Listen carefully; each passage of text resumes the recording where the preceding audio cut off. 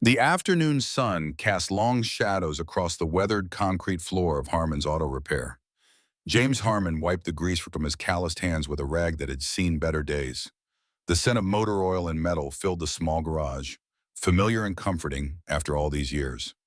At 58, James Iron Harmon still had the build of a soldier, though his dark hair had given way to salt and pepper, and the lines around his eyes told stories of battles long past. The radio played classic rock in the background as James methodically disassembled the carburetor of a 1967 Mustang. This was his life now. Simple, predictable.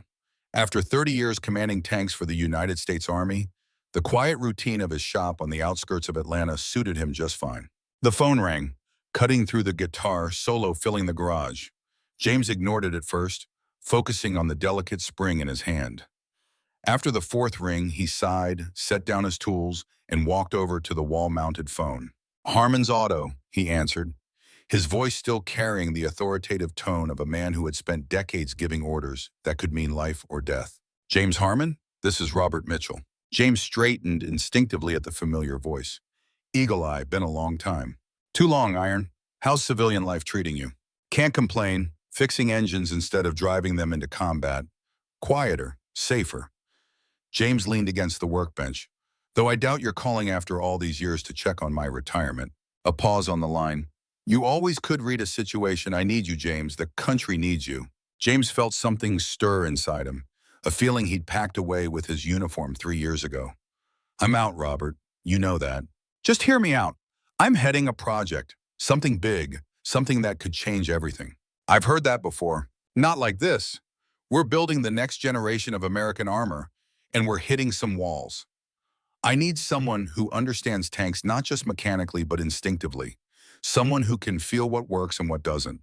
James closed his eyes, memories flooding back of desert heat, the rumble of the M1 Abrams beneath him, the smell of gunpowder. "There are plenty of tank commanders still serving who could help you. None with your experience. None I trust like you." Another pause. "It's called Thunder, and it's unlike anything you've ever seen." Despite himself, James felt his curiosity piqued. "Thunder? I can't say more over the phone, but I've got clearance to bring you in as a civilian consultant, top dollar, and a chance to shape the future of American armor." James looked around his garage, the tools laid out in perfect order, the calendar on the wall marked with simple appointments, oil changes and tune-ups. He'd carved out this quiet life after decades of service, yet something had always felt missing. "When and where?" he asked finally. "Fort Benning, tomorrow morning, 0800. I'll have a car pick you up." James hung up the phone and stood motionless in his garage. The radio had moved on to another song, something about glory days and better times. Outside, the sun was setting, casting the world in orange and gold. A decision had been made, though James wasn't entirely sure he was the one who had made it. Some men are born for quiet lives. James Harmon had never been one of them. The military car arrived precisely at 6:30 the next morning. James was ready, dressed in pressed khakis and a button-down shirt, his old Army duffel bag packed with enough clothes for a few days. The driver, a young private who couldn't have been more than 20, stood at rigid attention as James approached. "Captain Harmon, sir, Private Lewis. I'll be escorting you to Fort Benning today." James nodded, noticing the way the young man's eyes lit up with recognition. "At ease, Private. And it's just Mr. Harmon now, been retired 3 years. "Yes, sir, I mean Mr. Harmon." The private opened the rear door of the black SUV. "It's an honor to meet you, sir. My father served in Desert Storm. Said watching your tank battalion move was like watching poetry in motion." James felt a familiar discomfort at the recognition. "Your father was in the Gulf? What unit?"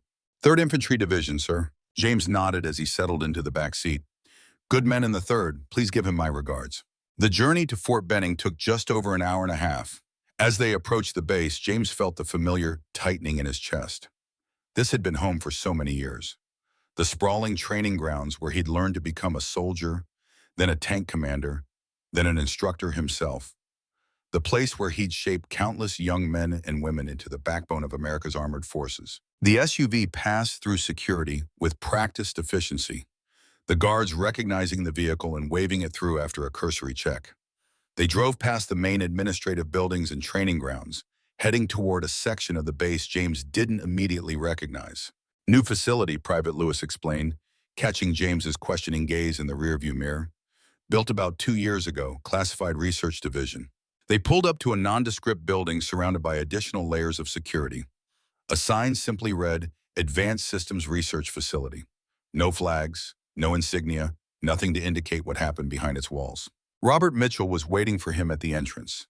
At 62, the colonel still maintained the rigid posture and trim physique of a career military man. His hair had gone completely silver, a stark contrast to the jet-black James remembered from their early days serving together.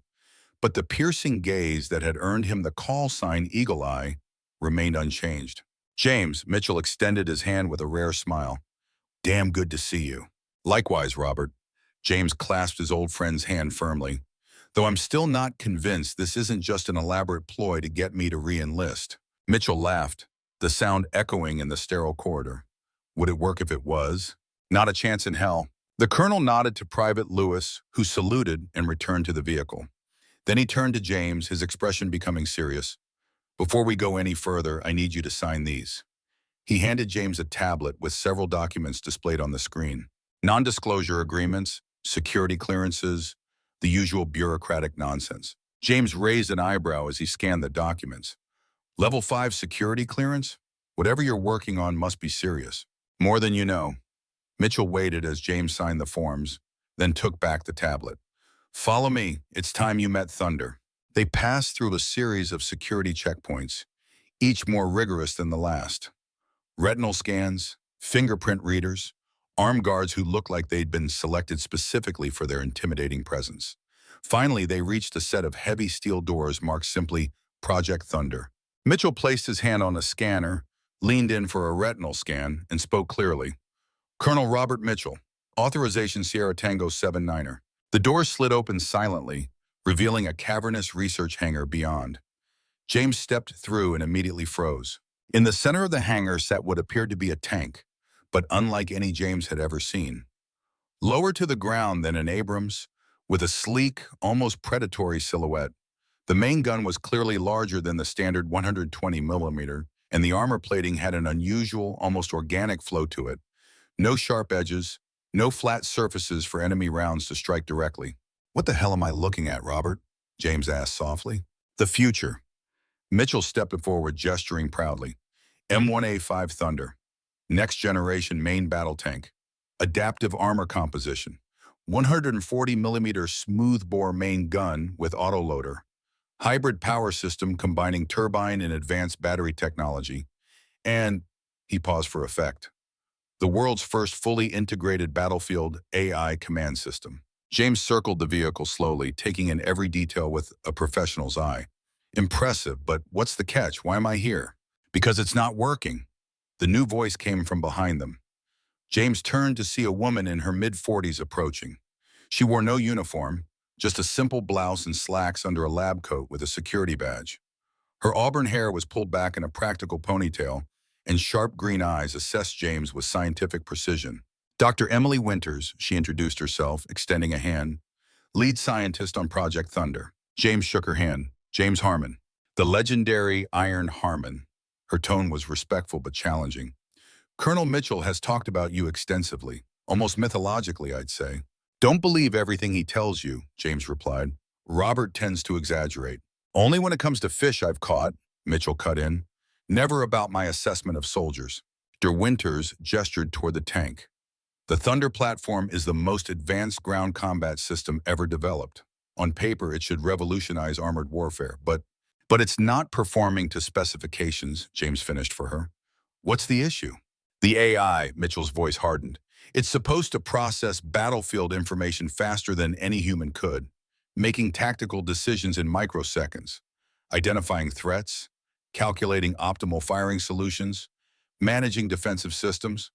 But in complex scenarios, it keeps making the wrong calls. Wrong calls get people killed, James said quietly. Exactly, Mitchell nodded.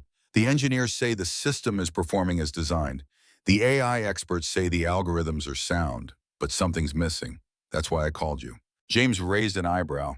I'm not exactly an artificial intelligence expert, Robert. No, Dr. Winters agreed. But you understand tank warfare on an instinctual level. You've made countless split-second decisions under fire. If anyone can help us understand what the AI is missing, it's you." James studied her face, sensing there was more she wasn't saying. "You don't sound thrilled about bringing in an old warhorse like me." A slight flush colored her cheeks. "I believe in the science. The system should work. Human intuition can be valuable, but ultimately, it's just pattern recognition and probability assessment, which AI does better." "Except your AI is failing," James pointed out, "and you need this old warhorse to figure out why." Before she could respond, the doors to the hangar opened again. A young Asian American man in the uniform of a first lieutenant hurried in, tablet in hand. He stopped short when he saw James, eyes widening with recognition. "Captain Harmon, sir?" The lieutenant snapped to attention, offering a crisp salute before catching himself. "I mean, Mr. Harmon. Sorry, sir, it's an honor to meet you." James returned the salute out of habit. "At ease, Lieutenant. And you are?"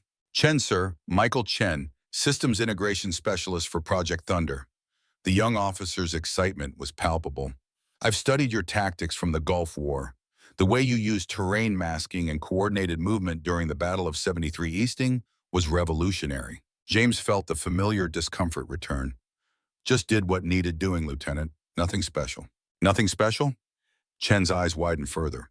"Sir, your unit destroyed over 50 Iraqi vehicles without taking a single casualty. That's legendary." "That'll do, Lieutenant," Mitchell intervened, noticing James's discomfort. "Mr. Harmon isn't here for a fan club meeting." "Of course, sir." "Sorry, sir." Chen composed himself. "I just wanted to inform you that we're ready for today's simulation run whenever Dr. Winters gives the go-ahead." "Perfect timing," Mitchell said. "James, would you like to observe? Might give you some insight into what we're dealing with." James nodded, grateful for the change of subject. As they walked toward a control room adjacent to the main hangar, he noticed a hulking figure approaching from the opposite direction. The man stood at least 6'4", with broad shoulders and powerful arms visible even under his uniform shirt. His dark skin contrasted with the silver at his temples, and a neatly trimmed beard framed a face that broke into a wide grin at the sight of James. "Well, I'll be damned," the big man boomed, "if it isn't the Iron Man himself." James felt a genuine smile spread across his face. "Bull Washington, what are they feeding you these days? You've gotten bigger." "And you've gotten older, sir." The man identified as Washington clasped James's hand and pulled him into a brief bear hug. "But it's good to see you still standing." "You two know each other?" De Winters asked, though the answer was obvious. "Master Sergeant Marcus Washington was my gunner for 12 years, James explained. "Best shot in the entire 1st Armored Division." "Best shot in the whole damn Army," Washington corrected with a wink. "But the captain here never did like bragging." "What are you doing here, Bull?" James asked. "Last I heard, you were finishing up your 20 at Fort Hood." "Got recruited for this special project about a year ago. They needed someone who knew the difference between a targeting system and a toaster oven." Washington jerked a thumb toward the Thunder. "Been helping these eggheads understand how tankers actually fight." Mitchell cleared his throat. "If you two are done with your reunion, we have a simulation to run." The control room resembled a NASA mission control center, with rows of workstations facing a wall of screens. Technicians monitored various systems, while military personnel observed from a raised platform at the back. James followed Mitchell and Dr. Winters to this platform, with Lieutenant Chen and Master Sergeant Washington close behind. "Today's scenario is a complex urban engagement," Chen explained, bringing up a tactical map on one of the main screens. "Thunder will need to navigate through a dense city environment, identify and neutralize enemy armor, protect friendly infantry, and minimize civilian casualties. All while dealing with jamming, smoke, limited visibility, and potential IEDs," Washington added. "The kind of nightmare scenario we faced in Fallujah." Dr. Winters took over. "The AI system processes data from multiple sensors, including thermal imaging, ground-penetrating radar, acoustic detection, and standard optics. It should be able to distinguish between threats and non-threats even in heavily degraded conditions." James studied the tactical map with practiced ease. "Who's in the tank during the simulation?" "No one," Chen answered. "The entire system is autonomous for testing purposes. Though in actual deployment, there would still be a human crew to monitor systems and take manual control if necessary." "If necessary," Dr. Winters emphasized, "which should be rarely, if ever." James frowned but said nothing as the simulation began. On the screens, they watched as Thunder navigated the virtual cityscape with impressive precision. The tank moves smoothly, choosing optimal routes and maintaining awareness of its surroundings. Terrain navigation is flawless, Chen noted proudly. The AI maps and remembers every inch of the operational environment. The first test came when a simulated enemy vehicle appeared at a cross street 2 blocks ahead. Thunder immediately identified it as a Russian-made T-90, calculated a firing solution, and eliminated the threat with a single round. Target acquisition and weapons employment functioning at 100% efficiency, one of the technicians reported. James watched intently, impressed despite himself. The system was processing information and reacting faster than any human crew could. But he reserved judgment, knowing that simple encounters weren't the true test of a combat system.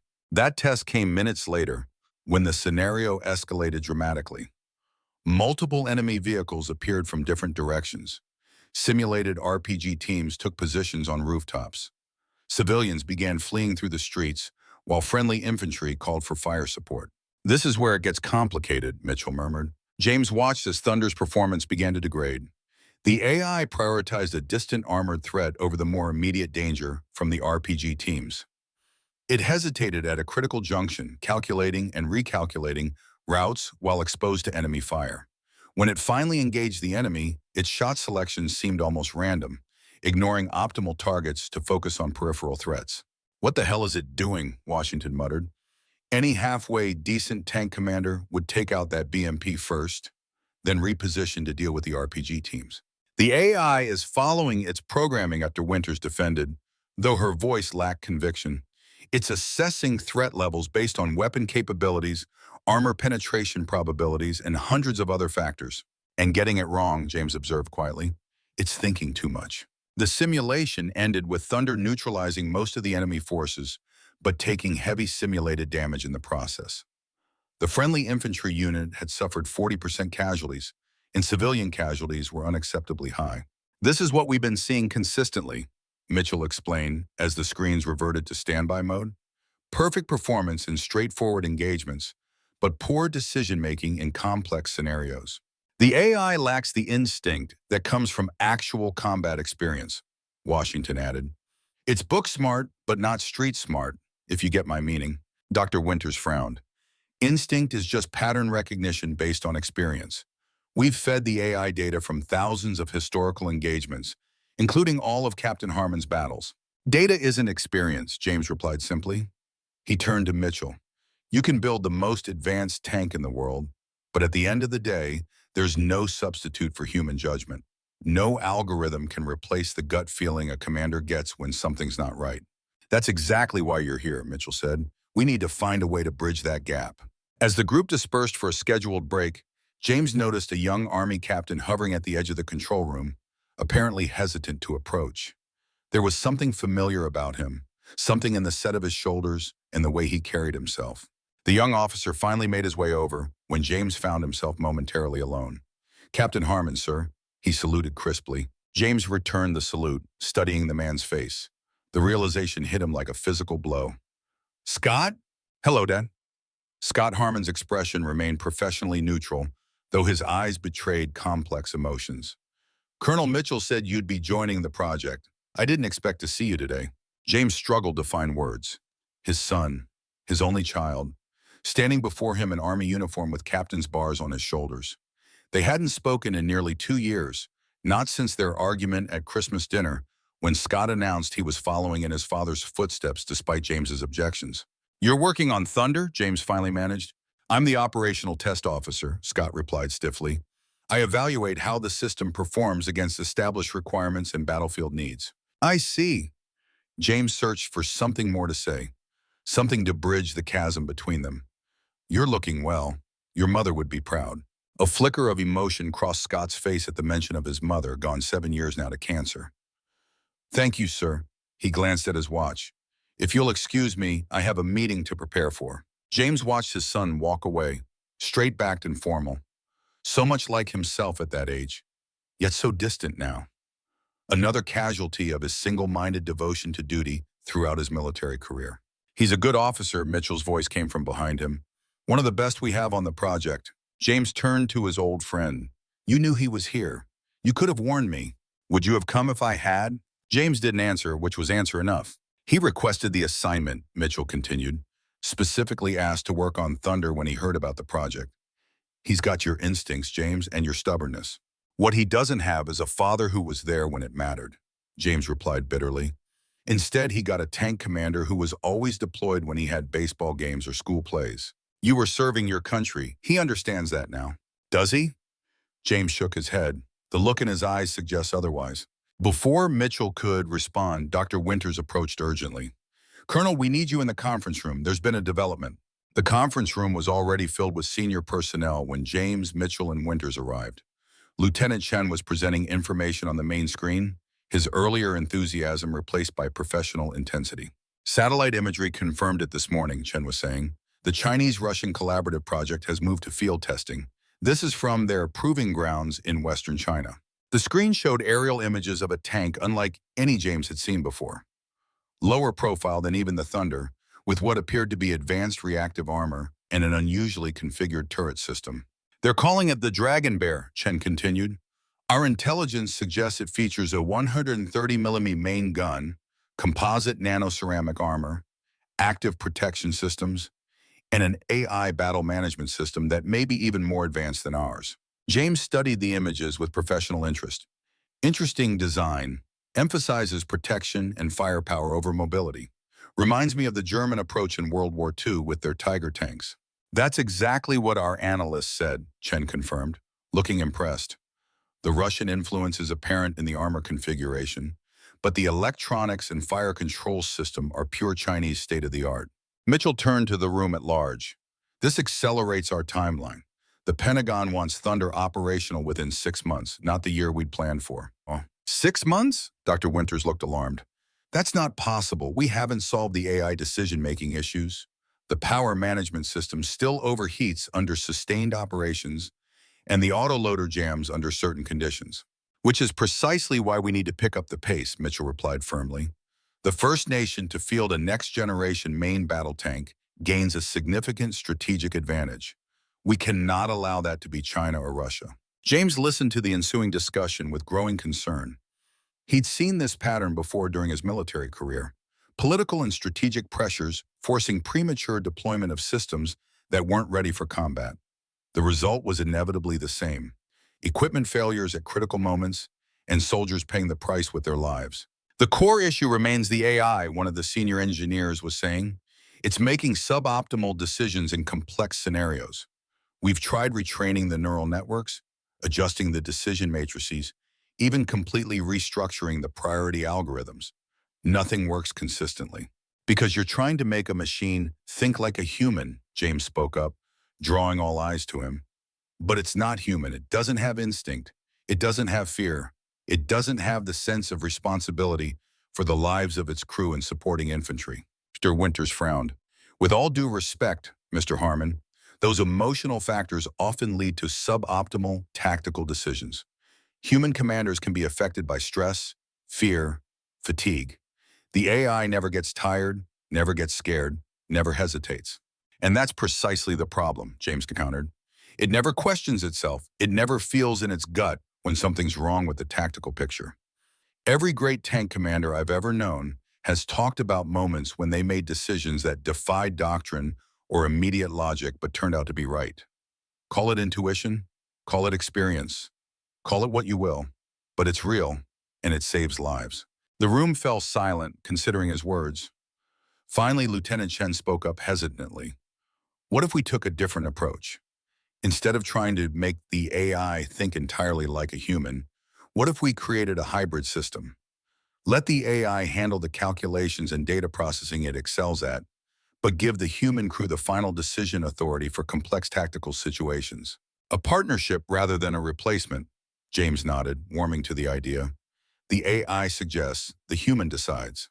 That defeats the entire purpose of the system, Dr. Winters objected. The AI's advantage is speed. If we require human confirmation for every decision, we lose that edge. Not for every decision, James clarified. Only for the complex ones where context and intuition matter. Let the AI handle target acquisition, fire control, defensive systems, but tactical movement, target prioritization, Risk assessment for friendly forces and civilians, those stay with the human commander. Mitchell looked thoughtful. It's worth exploring. Lieutenant Chen worked with Mr. Harmon to outline a conceptual framework for this hybrid approach.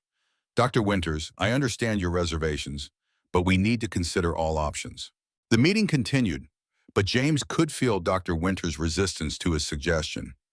After years commanding tanks, he recognized the signs of a turf war brewing.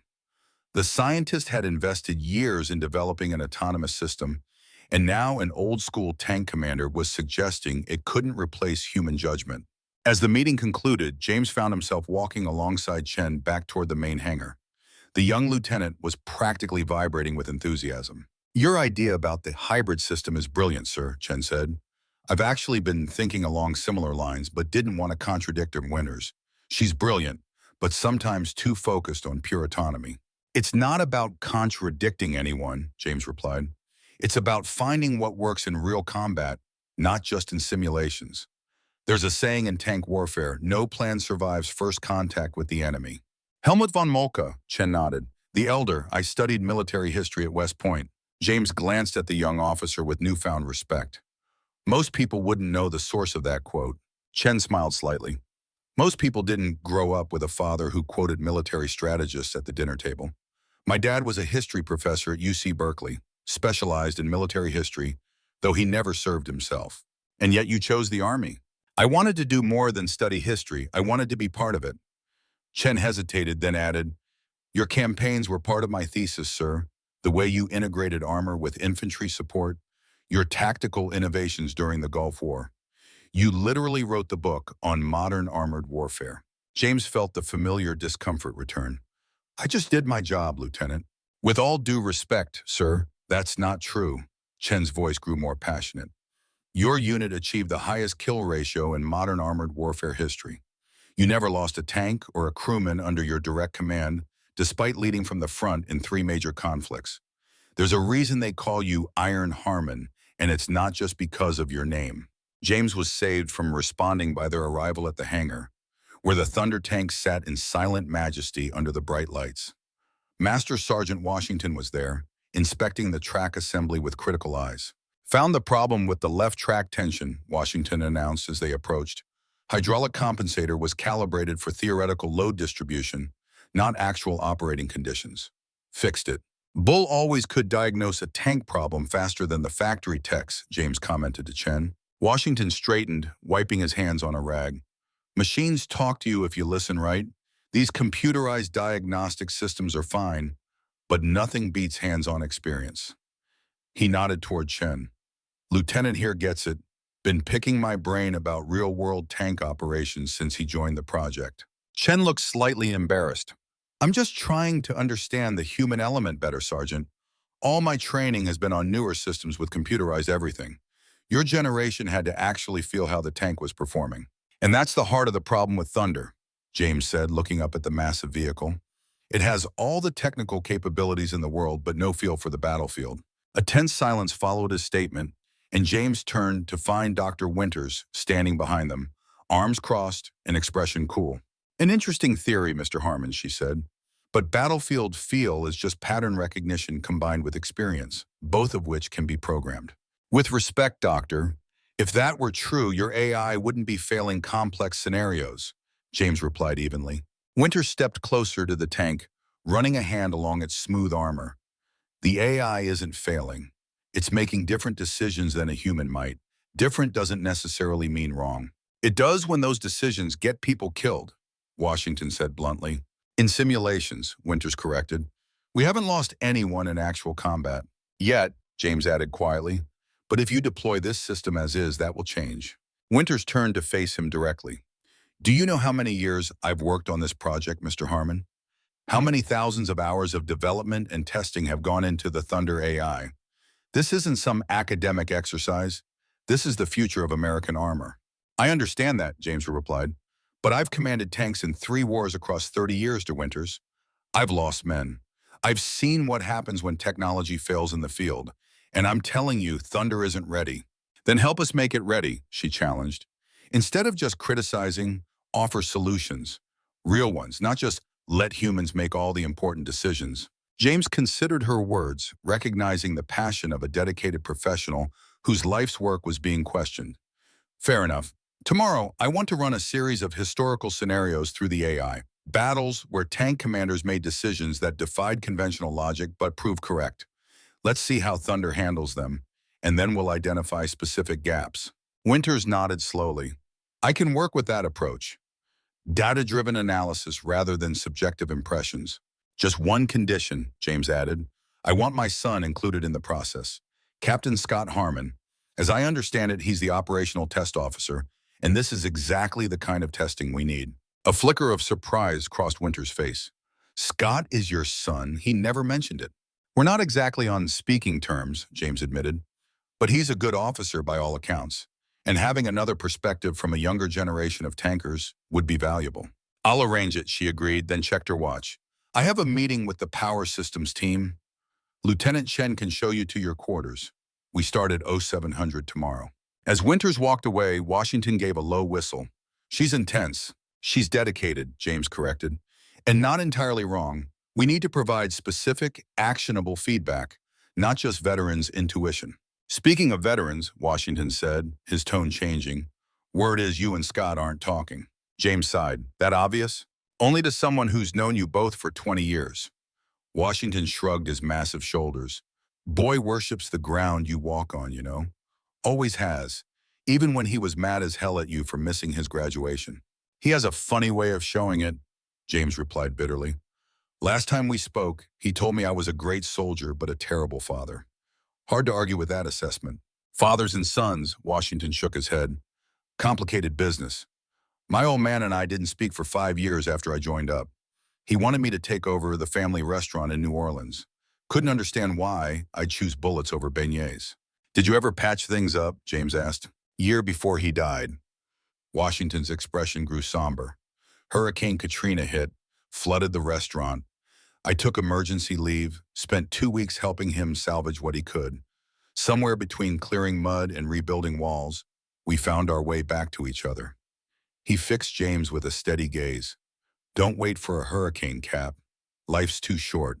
James nodded, absorbing the advice but unsure if reconciliation was possible after so many years of distance. As Chen led him toward the officers' quarters where he'd be staying, James's mind filled with memories of a younger Scott, a boy who used to wear his father's uniform cap around the house, who begged for tank stories at bedtime, who cried when James deployed to Iraq the first time. Somewhere along the way, that worshipful boy had become a distant, formal man, a stranger wearing his son's face and his own choice of uniform. The quarters assigned to James were sparse but comfortable, standard VIP accommodations on a military base, a bed, desk, small seating area, and private bathroom. He unpacked his few belongings, hung up his clothes, and sat on the edge of the bed, suddenly feeling every one of his 58 years. A knock on the door roused him from his thoughts. He opened it to find Lieutenant Chen, now carrying a folder marked classified. Sorry to disturb you, sir, but Colonel Mitchell asked me to deliver this. Background material on Thunder's AI system and the test scenarios we've run so far. Thought you might want to review it before tomorrow's session. James accepted the folder. Thank you, Lieutenant. Chen hesitated, then asked, Sir, if you don't mind me asking, what was it like, the Battle of 73 Easting? The textbooks describe it as a perfect execution of modern armored warfare, but they can't capture what it was actually like to be there. James considered the young officer for a moment, recognizing genuine curiosity rather than mere hero worship. He stepped aside. Come in, Chen, and it's James, not sir. I've been a civilian for 3 years now. Chen entered but remained standing, his posture military straight. Thank you, sir, James. James sat in one of the small chairs, gesturing for Chen to take the other. 73 Easting wasn't like the textbooks describe it.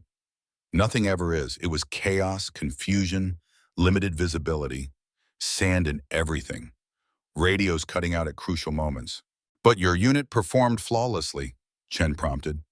8 Iraqi tanks destroyed in the first minute of engagement. Because we'd trained for exactly those conditions, James explained. We drilled responses to every contingency until they were muscle memory. When the actual battle came, my men didn't have to think. They just reacted according to their training. Chen leaned forward, absorbing every word. But you made tactical decisions on the fly, Change the planned approach when you encountered the Republican Guard units earlier than expected. James smiled slightly. That's the part they don't teach you at the academy. Plans are essential, but you have to be willing to abandon them in an instant when the situation changes. The enemy gets a vote in how the battle unfolds. That's exactly the issue we're having with the Thunder AI, Chen said excitedly. It can execute pre-planned responses perfectly, but when the scenario shifts unexpectedly, it struggles to adapt. Because adaptation isn't just calculating new probabilities, James replied.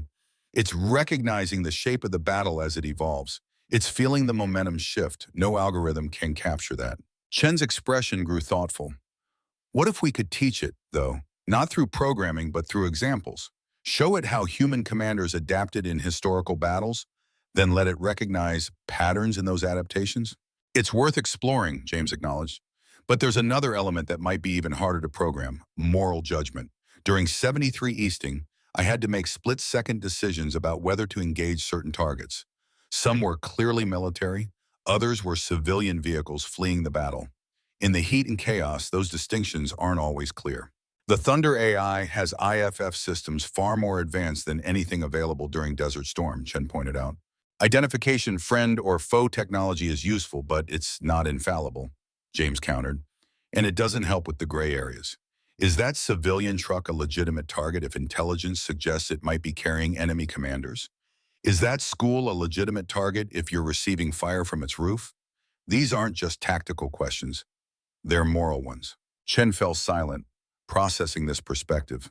Finally, he said, I think I understand why Colonel Mitchell wanted you here. You see aspects of tank warfare that engineers and programmers don't. James shrugged. I just see it from the commander's hatch, not the laboratory. That perspective is invaluable. Chen stood checking his watch.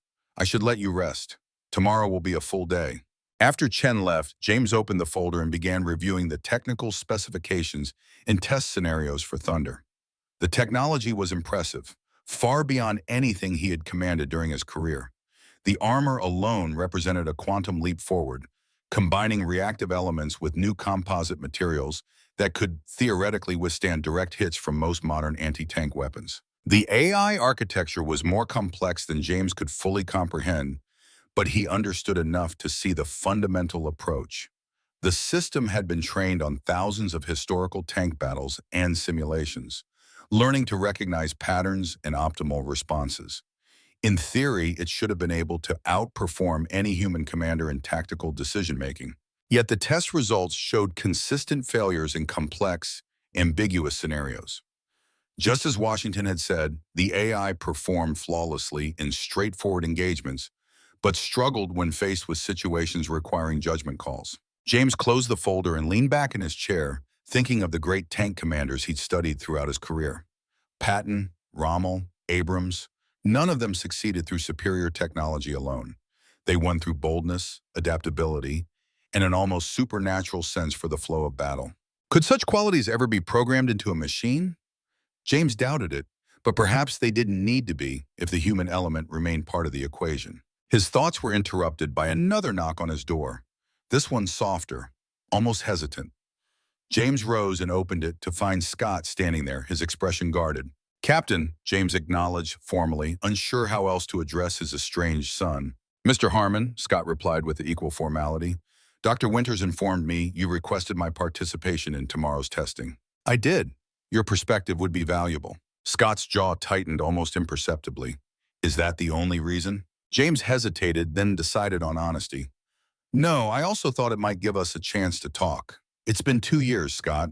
2 years, 4 months, and 16 days, Scott corrected with precision. Not that I've been counting. The silence that followed was heavy with unspoken words and old wounds. Finally, James stepped aside. Would you like to come in? Scott shook his head.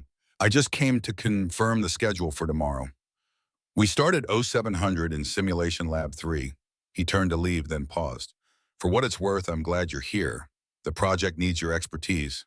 Scott, James called as his son started to walk away. I'm proud of you. I should have said that more often. Scott stood frozen for a moment, his back to his father.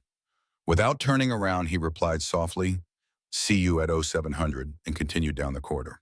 James closed the door and returned to his chair, feeling the familiar ache of regret that had become his constant companion since his wife's death.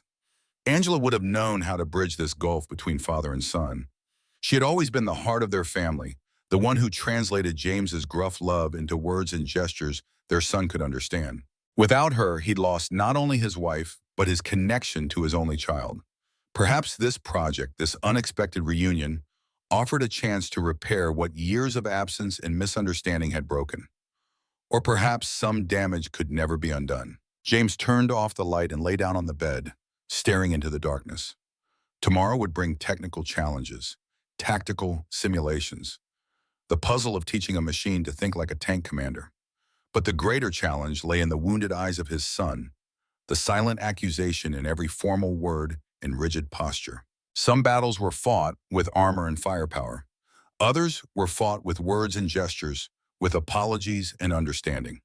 In 30 years of military service, James Harmon had never lost a tank under his command, but he had lost something far more precious, his relationship with his son. As sleep finally claimed him, James wondered which battle would prove more difficult to win. Morning came with military precision, the base stirring to life at 0500 with the distant sounds of reveille and PT formations. James was already awake, his body still adhering to the rhythms established over decades of service. He showered, shaved, and dressed in fresh civilian clothes, then made his way to the officers' mess for coffee and breakfast. The mess hall was busy but organized, with service members moving through the food lines with practiced efficiency. James selected a simple breakfast of eggs, toast, and coffee, then found an empty table in a corner. He had just started eating when a tray clattered down across from him. "Mind if I join you, Cap?" Washington's deep voice rumbled. Without waiting for a response, the big man settled his frame onto the chair, which protested audibly under his weight. "Free country, Bull," James replied with a slight smile, "though I'm not sure that chair agrees." Washington grinned as he attacked his heaping plate of food.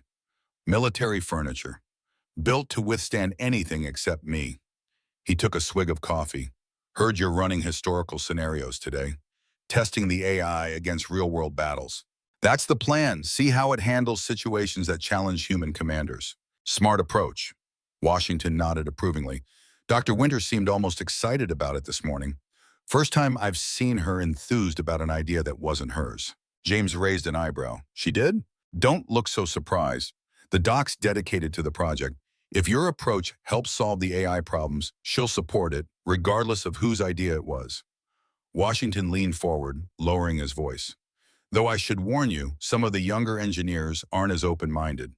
They see thunder as the future of warfare, no humans required. People have been predicting the obsolescence of the tank commander since they put computers in tanks," James replied. "Yet we're still needed." "Amen to that." Washington took another bite, chewed thoughtfully, then asked, "So what battles are you running today?" "Starting with 73 Easting, since we have complete data on unit movements and decision points. Then some scenarios from the Israeli-Arab conflicts, particularly the Golan Heights in 73. Those battles tested commander judgment like few others." "Good choices," Washington nodded. "Might I suggest adding Kursk? Largest tank battle in history. Germans had superior tanks but still lost due to strategic and tactical decisions." "Already on the list," James confirmed, along with Operation Goodwood from World War II. The British had numerical superiority but failed to achieve their objectives. They finished breakfast in companionable silence, then walked together towards Simulation Lab 3. As they approached, they saw a group already gathered outside the entrance. Dr. Winters was speaking animatedly with Lieutenant Chen and several civilian engineers. Scott stood slightly apart, reviewing something on a tablet. He looked up as James and Washington approached, nodded formally, then returned to his device. "Captain Harmon," Washington greeted warmly, "ready to put thunder through its paces today?" "As ready as possible, Sergeant," Scott replied, his tone professional but distant. "Though I have reservations about using historical scenarios without accounting for technological differences." "That's exactly the point," James interjected. "The technology changes, but the fundamental tactical and ethical dilemmas remain consistent. A good tank commander from 1944 would still make good decisions in 2D25, even if the specifics of the weapon systems differ." Scott met his father's gaze directly for the first time. "A theory we'll test today, I suppose." Dr. Winters approached, ending the tense exchange. "Good morning, gentlemen." We're ready to begin whenever you are, Mr. Harmon. Inside the simulation lab, multiple screens displayed battlefield maps, sensor data feeds, and AI status indicators. A central holographic table showed a three-dimensional rendering of the Thunder tank in a desert environment. We've programmed the initial conditions for the Battle of 73 Easting, Chen explained, manipulating the holographic display. Weather visibility, known enemy positions, intelligence reports, everything matches the historical record as closely as possible. With one key difference, Der Winters added, instead of an M1A1 Abrams, we've inserted Thunder into the scenario. The AI will need to make the same kinds of decisions you made, Mr. Harmon, but with Thunder's capabilities. James studied the display, memories flooding back of that fateful day in the Iraqi desert. The key factor in this engagement wasn't the technology. It was the decision to push forward into a sandstorm when visibility was near zero, relying on thermal imaging to locate enemy positions. A decision that contradicted standard doctrine at the time, Scott noted, his professional interest momentarily overriding his personal distance. Most commanders would have halted and waited for the storm to clear. But you didn't, Chen said to James, eyes bright with admiration. You pressed the advantage precisely when the enemy wouldn't expect it. James shrugged. The Iraqis thought the storm would give them cover to reposition. I gambled that our superior thermal imaging would turn their perceived advantage into a liability. Let's see how Thunder handles the same scenario, Dr. Winter suggested, nodding to a technician who initiated the simulation. On the holographic display, the Thunder tank advanced through the simulated sandstorm, its sensors detecting heat signatures of Iraqi vehicles ahead. But instead of pressing the attack as James had done historically, the AI slowed its advance, taking up defensive positions and requesting air support. It's being cautious, one of the engineers commented, minimizing risk in low visibility conditions. It's being textbook, James corrected, following standard doctrine for engagement in adverse weather. But in this specific scenario, aggression was the safer choice. The Iraqis were disorganized, their tanks spread out as they attempted to redeploy. By hesitating, Thunder is actually giving them time to organize a more effective defense. Scott stepped forward, studying the simulation intently. He's right. Look at the enemy movement patterns. They're consolidating their positions while Thunder waits. Dr. Winters frowned. The AI is calculating the optimal engagement based on probabilities of success and risk assessment, and the lower visibility increases uncertainty, which raises the risk profile. That's exactly the problem, James replied. It's calculating based on general principles rather than reading the specific battlefield situation. In this case, the enemy's confusion was a fleeting advantage that needed to be exploited immediately.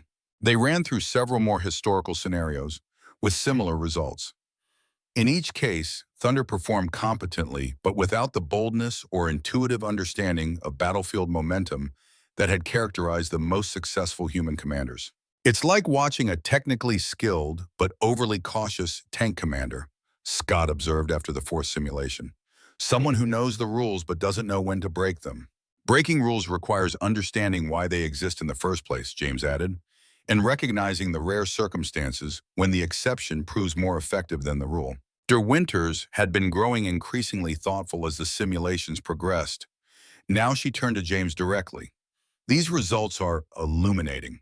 The AI is doing exactly what it was designed to do, following optimal engagement protocols based on calculated probabilities. But you're right that it lacks the ability to recognize those special circumstances where doctrine should be set aside. So what's the solution? Chen asked. We can't possibly program every exception into the system. No, James agreed, but we can implement the hybrid approach we discussed yesterday. Let the AI handle the calculations and data processing, but give the human commander the ability to override when their experience and intuition tells them a different approach is needed. Scott, who had been silent for several minutes, suddenly spoke up. What if we took it a step further? Instead of just giving humans veto power, what if we designed the AI to recognize patterns in human overrides? Let it learn not just from historical battles, but from the real-time decisions of its current commanders. James looked at his son with surprise and unmistakable pride. An AI that learns and adapts from its crew's decisions. That could work. It's essentially an apprenticeship model, Der Winters mused, warming to the concept. The AI observes human decision-making in complex situations, identifies patterns, and gradually incorporates those patterns into its own decision matrices. Like a new tank commander learning from experienced officers, Washington added. That's essentially how we've trained tankers for generations. Energy filled the room as engineers and scientists began discussing implementation approaches. James found himself standing next to Scott, the first time they'd been physically close in years. That was good thinking, James said quietly. The apprenticeship model. Scott shrugged, some of his formal reserve slipping. Just applied what you always taught me. Learn from those with experience. I taught you that? James asked, genuinely surprised. Not directly, Scott admitted. But I watched you with your crews, how you mentored new officers, how you passed on knowledge. It made an impression. Before James could respond, alarms suddenly blared throughout the facility. Red warning lights flashed and the facility's automated announcement system activated. Security breach in Section 7. All personnel initiate lockdown procedures. This is not a drill. Repeat. This is not a drill. Mitchell burst into the simulation lab, his expression grim. We have a situation. Someone attempted to access the Thunder AI core systems remotely. The intrusion was detected, but not before they downloaded portions of the code. How is that possible? Dr. Winters demanded, face pale. The AI core is on an air-gapped network. We don't know yet, Mitchell replied, but initial traces suggest the attack originated from within the facility. A heavy silence fell over the room as the implications sank in. Someone inside the project, someone with high-level access, had betrayed them. James met Mitchell's eyes and saw the same thought reflected there. The race for Thunder had just become deadly serious, and their adversaries were closer than anyone had imagined. Lock down all project data, Mitchell ordered. Full security protocols. No one enters or leaves the facility until we identify the source of the breach. He turned to James, his voice lowering. I need your help on this, old friend. You always had a knack for spotting what doesn't belong. I'm a tank commander, not a counterintelligence officer, James protested. You're a man who notices details others miss, Mitchell countered. And right now, that's exactly what we need. As security personnel swarmed the facility and engineers frantically assessed the damage, James found himself drawn into a different kind of battle than he had anticipated. Not the technical challenge of improving Thunder's AI, but the high-stakes game of identifying a traitor in their midst. And somewhere in this sprawling facility, watching and waiting, was someone who had just dealt a potentially fatal blow to America's next generation of armored warfare. Someone who had access, knowledge, and the willingness to betray their country. The hunt was on. The security lockdown transformed Fort Benning's Advanced Systems Research Facility into a hive of controlled chaos. Military police established checkpoints at every junction. Computer specialists hunched over terminals, tracing data pathways and access logs. Everyone was a suspect. Their movements in the hours before the breach scrutinized with cold precision. James Harmon stood in Colonel Mitchell's office, watching his old friend pace like a caged tiger.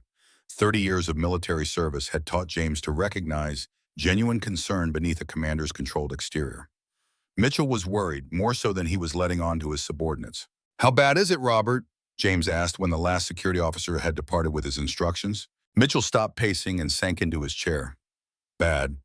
Preliminary analysis shows they got fragments of the AI's decision-making architecture. Not the whole system, but enough to give someone a significant head start if they're developing something similar. The Chinese-Russian collaborative? That's our working assumption. Mitchell's fingers drummed a nervous pattern on his desk. Though how they managed to infiltrate one of our most secure facilities. He let the sentence hang unfinished. You think it's someone on the project team? It wasn't a question, and Mitchell didn't treat it as one. Has to be. The AI core systems are completely isolated from external networks. The only way to access them is from terminals inside this building, using credentials with the highest security clearance. James had considered this. How many people have that level of access? 12. Dr. Winters, myself, the lead systems engineers, a few key military personnel overseeing the project. James's stomach tightened. Scott? Mitchell met his eyes directly. Yes, as operational test officer, he has the clearance. The implication hung in the air between them, unspoken but impossible to ignore. James pushed down the immediate surge of defensive anger. You can't seriously suspect my son. I don't want to, Mitchell replied carefully, but I can't rule anyone out at this stage, especially someone with his access level and, he hesitated, complicated personal history. Meaning? meaning his application to join this project raised some eyebrows initially. He specifically requested the assignment when most officers at his level would have preferred a command position in an active unit. And there's the matter of his connection to Nexus defense systems. James frowned. What connection? He dated Catherine Chen for nearly a year. Her father is Lawrence Chen, CEO of Nexus. They're one of our competitors for defense contracts, including early conceptual work on next-generation tank designs. The revelation hit James like a physical blow. His son, romantically involved with the daughter of a defense contractor competing with the Thunder Project? It seemed impossibly coincidental, yet the alternative was unthinkable. When did they break up? James asked, fighting to keep his voice steady. About 6 months ago, according to his security reviews. Mitchell's expression softened slightly. Look, James, I'm not accusing Scott of anything, but these investigations have to be thorough. No stone unturned. James nodded stiffly. I understand the procedure, but I know my son. Whatever issues are between us, personally, he would never betray his country. I hope you're right, Mitchell replied. In the meantime, we need to continue work on the Thunder AI. The breach makes our timeline even more critical. If they got enough data to accelerate their own project, we can't afford any delays. Understood. We'll pick up where we left off with the historical scenarios in the apprenticeship model. As James turned to leave, Mitchell called after him. James, be careful who you trust right now, even old friends. The warning followed James as he made his way through the security checkpoints back toward the main research hangar. The facility that had seemed merely professional and secure yesterday now felt oppressive, every camera and scanner a reminder that someone here was not who they claimed to be. He found Dr. Winters and Lieutenant Chen in the hangar, working on Thunder systems with grim determination. Both looked up as he approached, their expressions guarded. Mr. Harmon, Winters acknowledged. Colonel Mitchell briefed you on the situation? He did. Where do we stand with the Thunder modifications? We're implementing a preliminary version of the hybrid control system, Chen explained, pointing to his tablet display. The AI will analyze tactical situations and provide recommendations, but critical decisions will require human confirmation. And the apprenticeship learning model? James asked. That's more complex, Winters replied. We're working on algorithms that can identify patterns in human decision-making and incorporate them into the AI's own processes. But it's not something we can implement overnight. James studied the massive tank before them. In the harsh overhead lights, Thunder looked more predatory than ever, its low profile and sleek lines reminiscent of a hunting cat poised to strike. So much power and potential, yet vulnerable to human frailty, both the limitations of its creators and the betrayal of someone who had access to its secrets. Where's Scott? James asked, trying to sound casual. I thought he'd be involved in this phase. Winters and Chen exchanged a quick glance that James didn't miss. He's being debriefed by security, Winters finally answered. Standard procedure, everyone with high-level access is being questioned. Including you two? Already been through it, Chen confirmed. 4 hours of the same questions asked different ways. Not a pleasant experience, but necessary under the circumstances. James nodded, hiding his concern. Why was Scott's debriefing taking longer? Was it simply scheduling, or had they found something suspicious? Master Sergeant Washington appeared from behind Thunder, wiping his hands on a rag. Hydraulic system modifications are complete. Crew override controls are now installed in all stations. Commander can take manual control with a single switch. No system confirmations required. Good work, Bull, James acknowledged. Any other mechanical issues while you're making changes? Nothing serious. Power distribution needs balancing after the control system modifications, but that's standard procedure. Should be combat ready by tomorrow morning. The conversation was interrupted by the arrival of Scott, escorted by 2 military police officers who remained at a discreet distance as he approached the group. His face was a mask of professional composure, but James could see tension in the set of his shoulders. Captain Harmon reporting as ordered, Scott announced formally. Security clearance has been temporarily reinstated pending further investigation. James studied his son's face, looking for any sign of what had transpired during his questioning. Everything all right? Fine, sir. Scott's reply was clipped, his eyes avoiding direct contact with his father's. Dr. Winters, I understand we're implementing the hybrid control system today? Yes, with Lieutenant Chen handling the software integration and Sergeant Washington completing the mechanical modifications, Winters confirmed, watching the father-son dynamic with subtle interest. I'd like to review the implementation specifications before we proceed to testing, Scott said. And I have some thoughts on the apprenticeship learning model that might accelerate development. As Scott moved to join Chen at his workstation, James couldn't shake the feeling that something significant had happened during his son's security debriefing. The professional facade was firmly in place, but beneath it, James sensed a storm brewing. Washington sidled up next to James as the others became absorbed in their technical discussions. They grilled him pretty hard, the big sergeant murmured, voice pitched for James's ears only. Word is they found some encrypted communications on his personal device.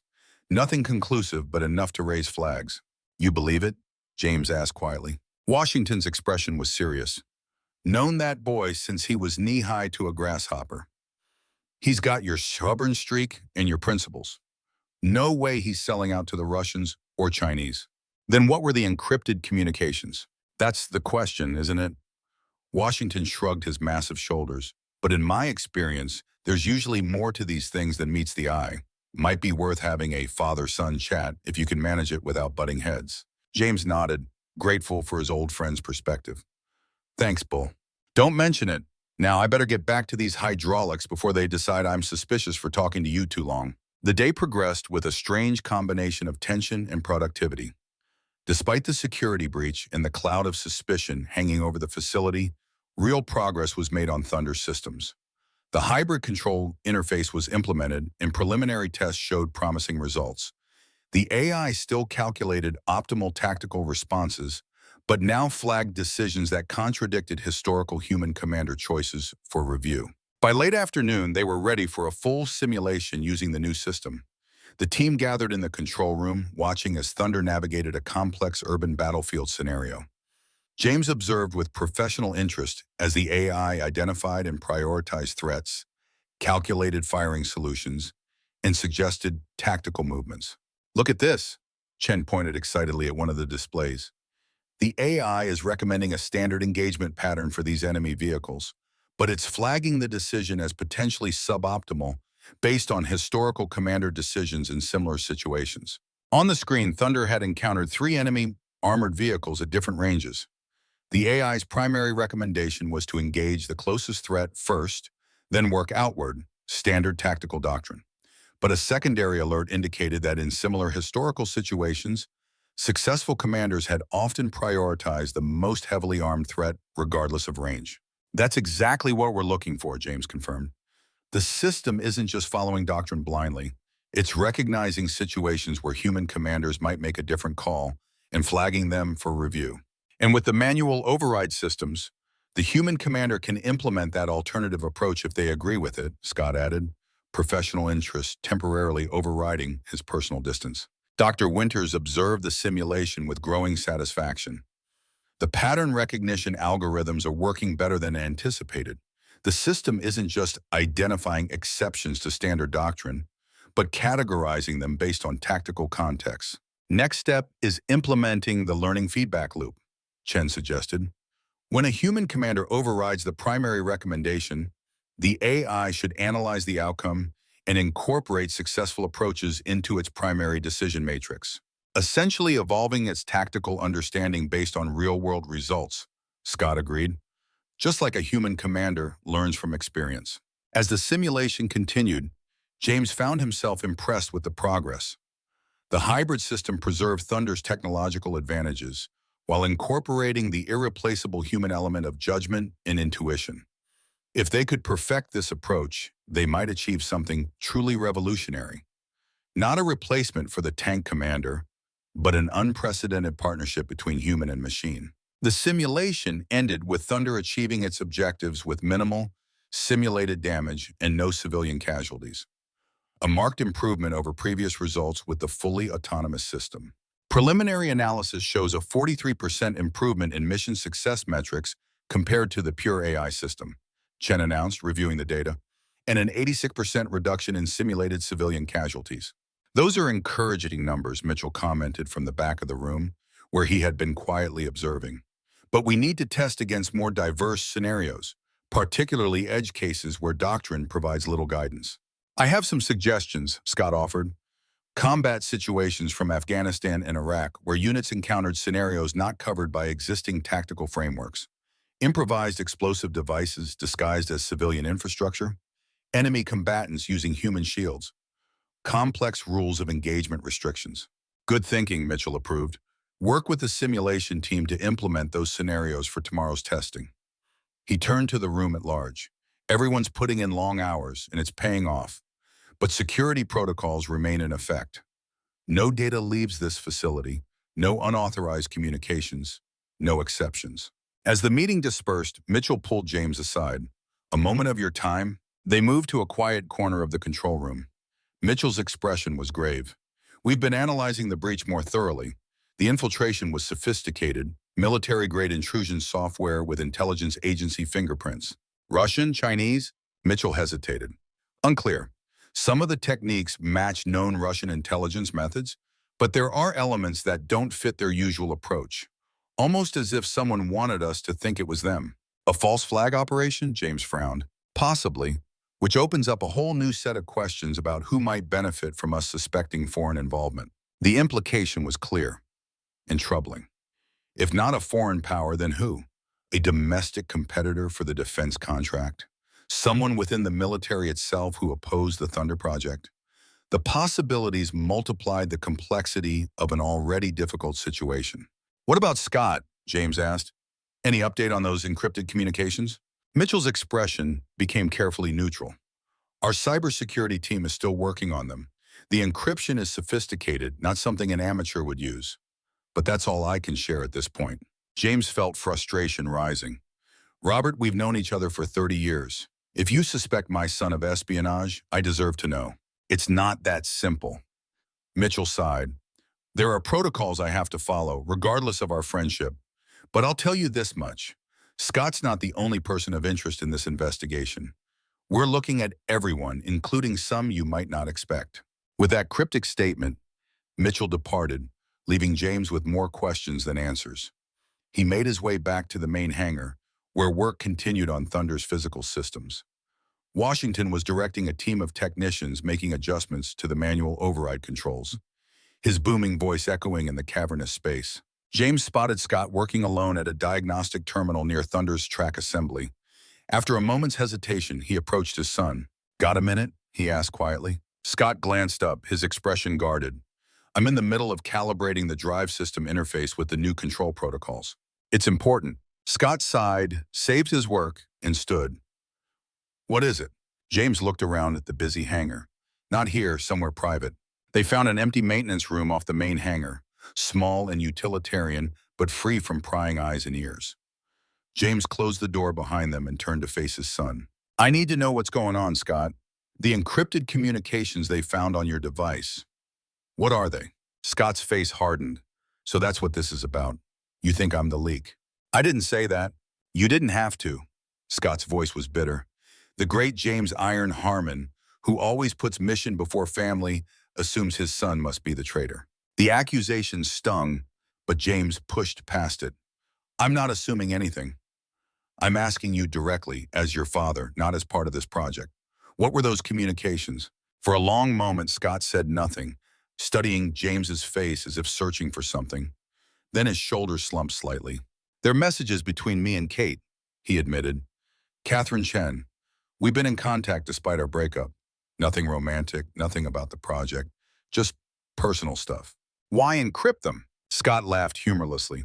Because her father is Lawrence Chen of Nexus Defense Systems, and I'm working on a classified military project that competes directly with his company's interests. We knew how it would look if anyone found out we were still in contact. That's all it is? Personal messages?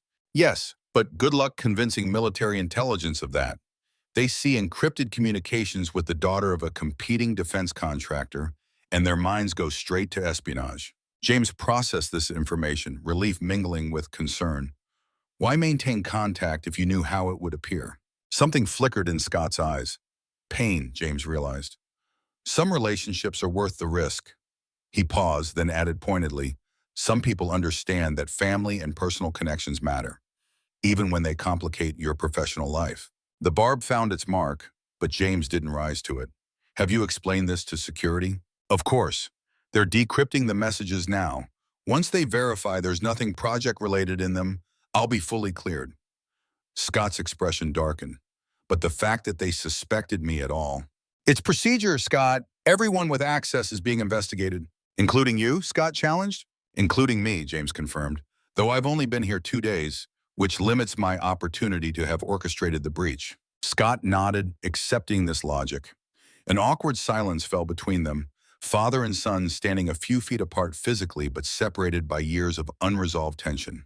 Is that all? Scott finally asked. James wanted to say more, to bridge the gulf between them somehow, but the walls Scott had built were too high to scale in a single conversation.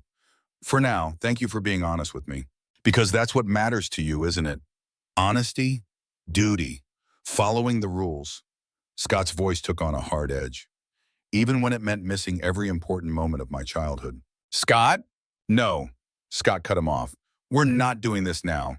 We have a security breach to contain and a project to complete. The personal stuff can wait, just like it always has. With that, Scott pushed past James and out the door, leaving his father alone with regrets that no amount of professional success could ever compensate for. James gave himself a moment to regain his composure before returning to the main hangar. As he emerged from the maintenance room, he nearly collided with Dr. Winters, who appeared startled to see him. Mr. Harmon, I was just looking for a socket wrench set. Her explanation came a bit too quickly, her eyes not quite meeting his. In the maintenance supply closet at the back, James replied evenly, gesturing down the corridor. Washington keeps everything organized by size. Right, thank you. She started to move past him, then hesitated. Is everything all right? You seem troubled. James studied her face, noting the genuine concern there despite their professional differences. Family complications. Nothing that will affect the project. She nodded, understanding in her eyes. The personal and professional often bleed together, especially in high-pressure situations like this. She hesitated again, then added, For what it's worth, I don't believe your son is involved in the security breach. His work on this project has been exemplary, and his commitment to getting it right is obvious to anyone working with him. I appreciate that, Doctor. James was surprised by the support from the woman who had initially seemed most resistant to his involvement in the project. Emily, she corrected with a small smile. If we're going to revolutionize tank warfare together, we might as well use first names. Emily then, James returned the smile. And I'm James, not Mr. Harmon or Captain. James, she nodded. Now I should find that socket wrench before Sergeant Washington accuses me of disrupting his organizational system. As she continued down the corridor, James found himself wondering about her sudden appearance outside the maintenance room where he and Scott had been talking. Coincidence? Or had she been listening? The security breach had cast a shadow of suspicion over everyone, making it difficult to know who to trust. The rest of the day passed in a blur of technical discussions, system modifications, and simulation runs. By evening, the Thunder prototype was ready for the next phase of testing, a live-fire exercise scheduled for the following morning. The hybrid control system was fully implemented, with human override capabilities at all crew stations and the apprenticeship learning algorithms ready for field data collection. James returned to his quarters, exhausted but satisfied with the day's progress. As he prepared for bed, a knock sounded at his door. He opened it to find Lieutenant Chen looking nervous. Sorry to disturb you so late, see? James, Chen corrected himself. But there's something I need to show you, something I found while working on the AI integration. James stepped aside, allowing Chen to enter. The young officer carried his tablet, which he activated with a series of security codes. I was analyzing the AI's decision matrices, trying to understand why it made certain choices in complex scenarios, Chen explained, bringing up a series of technical displays. I found something odd in the base programming, a subtle modification to the tactical priority algorithms. What kind of modification, James asked, studying the incomprehensible lines of code. It's elegant, almost invisible unless you're specifically looking for it, but the effect is significant. Chen pointed to a specific section. This alters how the AI assesses risk to civilian infrastructure during urban operations. It makes the system more willing to accept collateral damage if it improves the probability of mission success by even a small percentage. James frowned. That doesn't sound like a mistake. That sounds like a deliberate change to the system's ethical framework. Exactly. Chen's expression was grave. And it wasn't in the original specifications. Someone added this later and disguised it to look like part of the standard tactical programming. When was it added? That's the strange part. The timestamp shows it was implemented almost 6 months ago, but it wasn't activated until recently. Almost as if someone planted it early, then triggered it when the time was right. 6 months. Around the time Scott and Catherine Chen had broken up, according to Mitchell. James pushed the thought away, unwilling to make that connection. "Have you told anyone else about this?" he asked. Chen shook his head. "Not yet. I wanted your opinion first. This changes how we should view the security breach. What if the stolen data wasn't the goal? What if it was a distraction from these embedded changes to the AI's core programming?" It was a disturbing possibility. If someone had already compromised Thunder's ethical parameters, what else might they have modified that hadn't been discovered yet? "We need to bring this to Mitchell and Dr. Winters immediately," James decided. "First thing tomorrow morning. In the meantime, make a secure backup of what you found." "Already done." Chen tapped his tablet.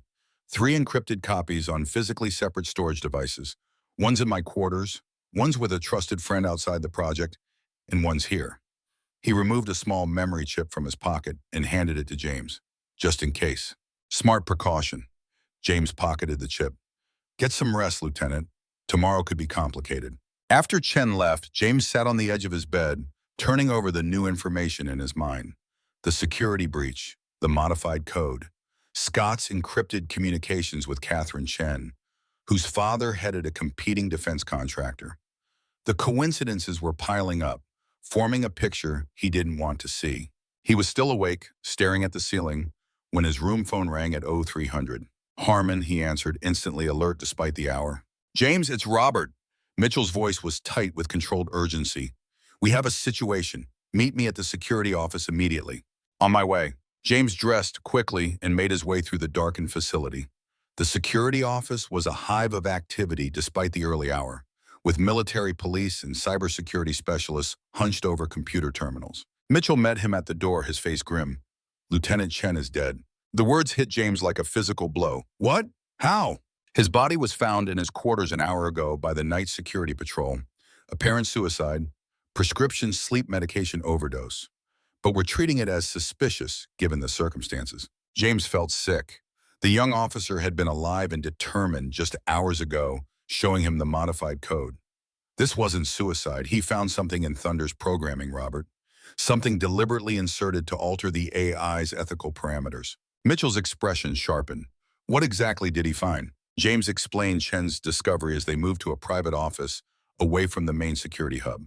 When he finished, Mitchell was silent for a long moment. "This changes everything," he finally said. "If Chen was right, we're not just dealing with data theft. Someone has been actively sabotaging the Thunder project from within, and they were willing to kill to keep it quiet." "Did Chen tell anyone else what he found?" "We're checking his communications now. But if he came to you first..." Mitchell left the implication hanging.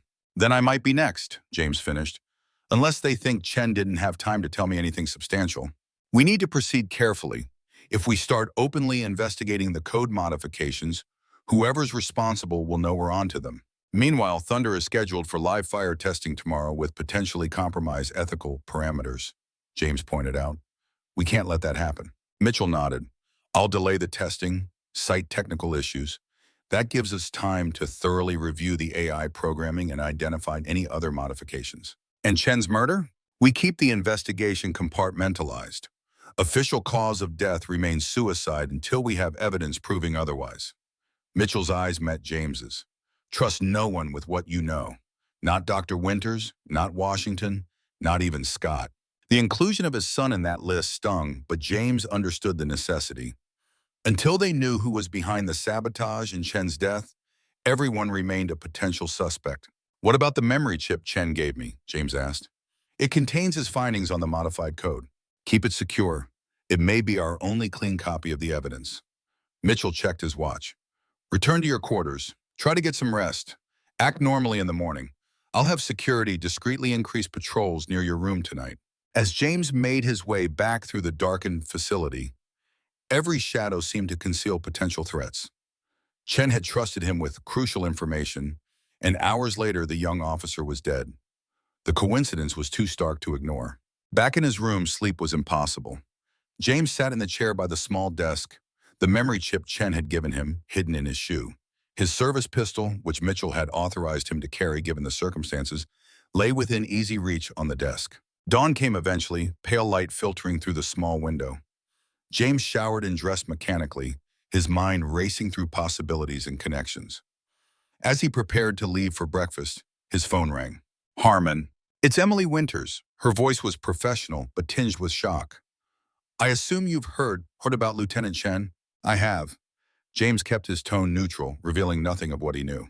Colonel Mitchell has delayed today's live fire test. Technical issues, he says. But given what happened to Michael, she trailed off. Could you come to my office? I'd like to discuss some concerns about the Thunder programming. Warning bells sounded in James's mind. Had Chen shared his discoveries with Winters as well? Or was this an attempt to find out what Chen had told him before his death? I'll be there in 20 minutes, he replied, deliberately giving himself time to meet with Mitchell first. Need to check something with Colonel Mitchell first. Of course, I'll be here. James hung up and immediately called Mitchell, keeping his voice low as he explained Winters' request. Proceed with caution, Mitchell advised. Find out what she knows, but reveal nothing about Chen's findings or our suspicions. I'll arrange for your conversation to be monitored remotely for your safety. Understood. The facility was subdued that morning, news of Chen's death spreading quickly, despite official efforts to minimize disruption. The prevailing narrative was indeed suicide, with vague references to personal problems. James heard whispers as he passed groups of engineers and military personnel, speculation about pressure and mental health. He found Scott in the mess hall, sitting alone with a cup of coffee, his breakfast untouched. James hesitated, then approached his son's table. May I? He asked, gesturing to the empty chair. Scott nodded silently, his expression haunted. James sat down, studying his son's face. You heard about Chen. Everyone has, Scott's voice was hollow. They're saying suicide, but what? Scott glanced around, then leaned forward slightly. Michael wasn't the type. He was dedicated to this project, excited about the progress we were making. Yesterday, he seemed especially energized about some new approach to the AI integration. Did he share any details with you? James asked carefully. No, just said he was working on something that might solve our ethical parameters issue. Scott met his father's eyes directly. Do you think his death is connected to the security breach? James chose his words with extreme care, aware that anyone could be listening. I think we should be cautious about jumping to conclusions without all the facts. Scott studied him for a moment, then nodded almost imperceptibly, understanding the subtext. You're right. Speculation doesn't help anyone. He pushed his untouched breakfast away. I should get to work. We still have a project to complete, especially now. As Scott stood to leave, James fought the urge to warn his son directly. If the saboteur had killed Chen, anyone investigating too closely could be in danger. But a public warning would only alert the perpetrator that they were suspicious. Scott, he called as his son turned to leave. When Scott looked back, James simply said, be careful. Something passed between them in that moment, a flicker of the bond that had once connected father and son before years of absence and misunderstanding had eroded it. Scott nodded once, a silent acknowledgement, then departed. James made his way to Dr. Winter's office, his senses heightened, aware of everyone he passed in the corridors. The facility that had seemed merely professional 2 days ago now felt like a battlefield, one where the enemy wore the same uniform as allies, and danger could come from any direction. Winter's office was smaller than James had expected, cluttered with technical manuals, component prototypes, and multiple computer screens displaying various aspects of Thunder's systems. She looked up as he entered, her face drawn with fatigue and shock. James, thank you for coming. She gestured to a chair across from her desk. Please sit. He did so, keeping his expression neutral. You wanted to discuss the Thunder programming? Yes. She tapped a few keys on her computer, bringing up technical schematics on one of the screens. Michael was working on some modifications to the ethical parameters system yesterday. He seemed excited about a new approach. Her voice caught slightly on Chen's name. Before what happened, he backed up his work to the secure server. I've been reviewing it this morning. James felt a surge of tension. Had Chen uploaded his discoveries about the sabotage code? And Winters turned the screen so James could see it better. He found something concerning in the base code, a subtle modification to how the AI evaluates civilian casualties during combat operations. She pointed to a section highlighted in red. This shouldn't be here. It essentially tells the system that civilian casualties are acceptable if they improve mission success probability by even a small margin. It was exactly what Chen had shown James the night before. Either Winters had found the same issue independently, or she already knew about it, possibly because she was involved. That doesn't align with U.S. military ethical standards, James observed carefully. Any idea how it got there? Winters shook her head, frustration evident. The code signature indicates it was implemented during initial programming, but that's impossible. I personally reviewed all the ethical parameters code before implementation. This wasn't there. Could someone have modified the timestamps to make it appear older than it is? Possible, but difficult. Our version control system is designed specifically to prevent that kind of tampering. She ran a hand through her hair, a rare gesture of stress from the usually composed scientist. James, I'm worried this might be connected to Michael's death. If he discovered someone had deliberately compromised Thunder's ethical framework, have you shared this with anyone else? James asked, watching her reaction closely. Just Colonel Mitchell about an hour ago. He told me to continue investigating quietly while they handle the security aspects. She met his eyes directly. I wanted your perspective because you understand the real-world implications of these parameters better than anyone. If Thunder were deployed with these modifications, it could make decisions that violate the laws of war. James considered his response carefully. If Winters was the saboteur, she was putting on a convincing act of concern. If she wasn't, she could be in the same danger Chen had faced. We need to do a comprehensive review of all the AI's core programming, he said finally.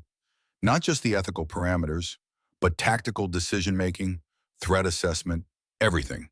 If someone modified one aspect of the system, they may have compromised others. Winters nodded. I've already begun that process. I've assigned trusted team members to different sections of the code, people who weren't involved in the original programming. Including Scott? Her expression softened slightly. Yes. Whatever the security concerns about his personal communications, Scott's technical abilities are beyond question, and he worked closely with Michael. If anyone can spot anomalies in his section of the code, it's Scott. James felt a measure of relief at this vote of confidence in his son, though caution kept him from expressing it directly.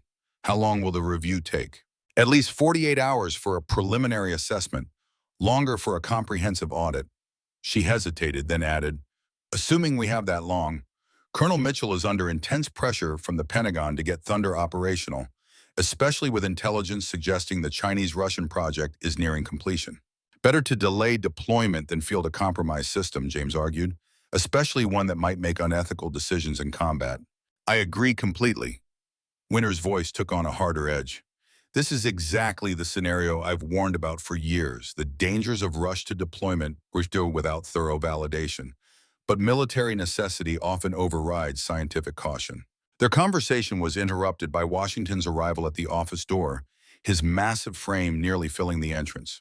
Sorry to interrupt, Doc, but we've got a situation in the main hangar. The power regulation system is showing anomalous readings. Could be nothing, but after what happened to Chen, Winters was on her feet immediately. Show me. The three of them hurried to the main hangar, where Thunder sat surrounded by diagnostic equipment. Several technicians hovered near the tank's rear compartment, expressions concerned as they monitored readings on portable devices. Power surges in the main distribution node, one technician reported as they approached. Started about 10 minutes ago. System keeps trying to push more current to the weapon systems than they're rated for. If those surges reach the main gun's electronic firing mechanism during live fire testing, Washington left the implication unspoken. Catastrophic failure, Winters finished grimly. Possibly explosive. James studied the diagnostic readouts, his tank commander's instincts firing warning signals. This isn't a random malfunction. The pattern is too regular, too precise. Someone programmed this. Washington nodded in agreement. Looks like a deliberate overload sequence, triggered to activate during weapons testing. Would have looked like a tragic accident. Another sabotage attempt, Winters said softly. First the ethical parameters, now this. James met Washington's eyes, seeing his own suspicions reflected there. Whoever's behind this is escalating. They killed Chen to keep the ethical parameters modification secret. Now they're trying to destroy Thunder itself, possibly with crew inside. But why? Winters asked. If it's industrial espionage, why destroy the prototype after stealing the data?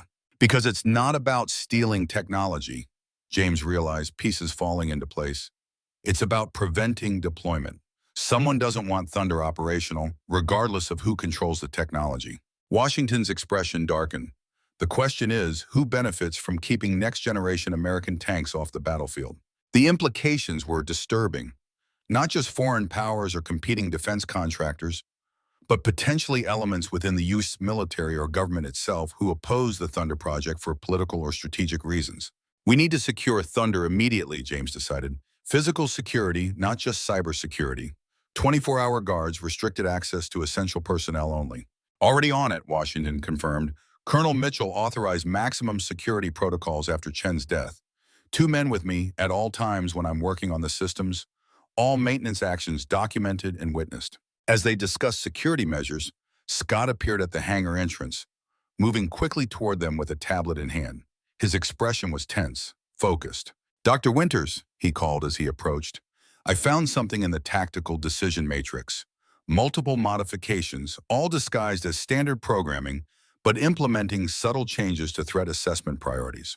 Winters took the tablet, scanning the highlighted code sections. "This is sophisticated work. Whoever did this knows our systems intimately." "That's not all," Scott continued, lowering his voice. "I traced the access logs for these modifications. They were implemented from Dr. Winters' terminal using her credentials." All eyes turned to Emily Winters. Shine. Blaming Winters, whose face had gone pale. "That's impossible. I never authorized these changes." "The logs say otherwise," Scott replied evenly. "Time-stamped access, biometric confirmation, the works." James watched Winters carefully, seeing genuine shock and confusion in her expression. "Someone with high-level access could have spoofed your credentials," he suggested, "especially if they had physical access to your office and your biometric data."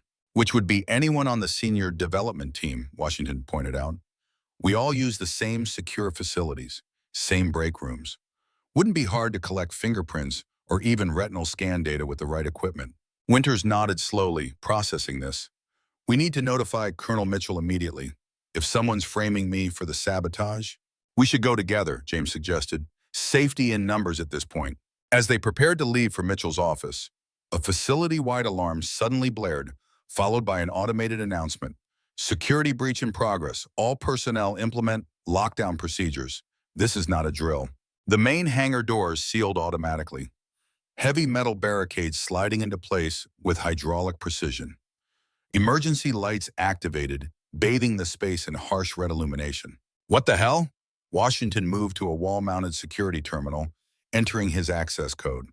"Perimeter breach at the east entrance. Armed intruders."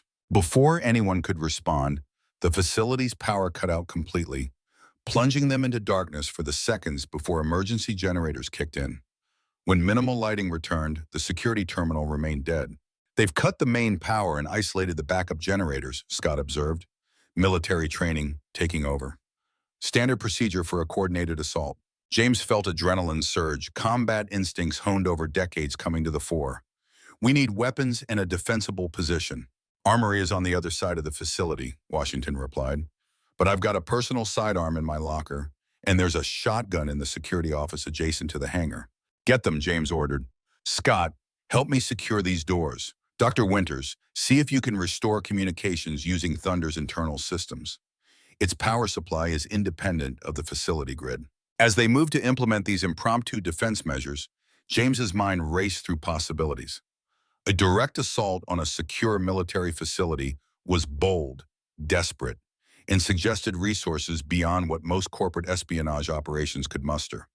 This had the hallmarks of a state-sponsored attack. The question was, which state?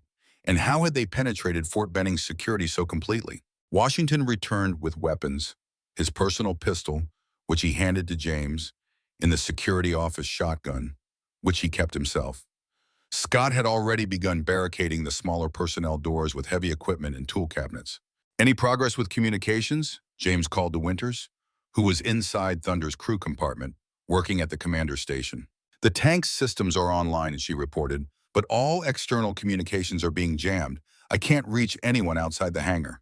A series of muffled explosions sounded in the distance, followed by sporadic gunfire. The attack was underway in other parts of the facility.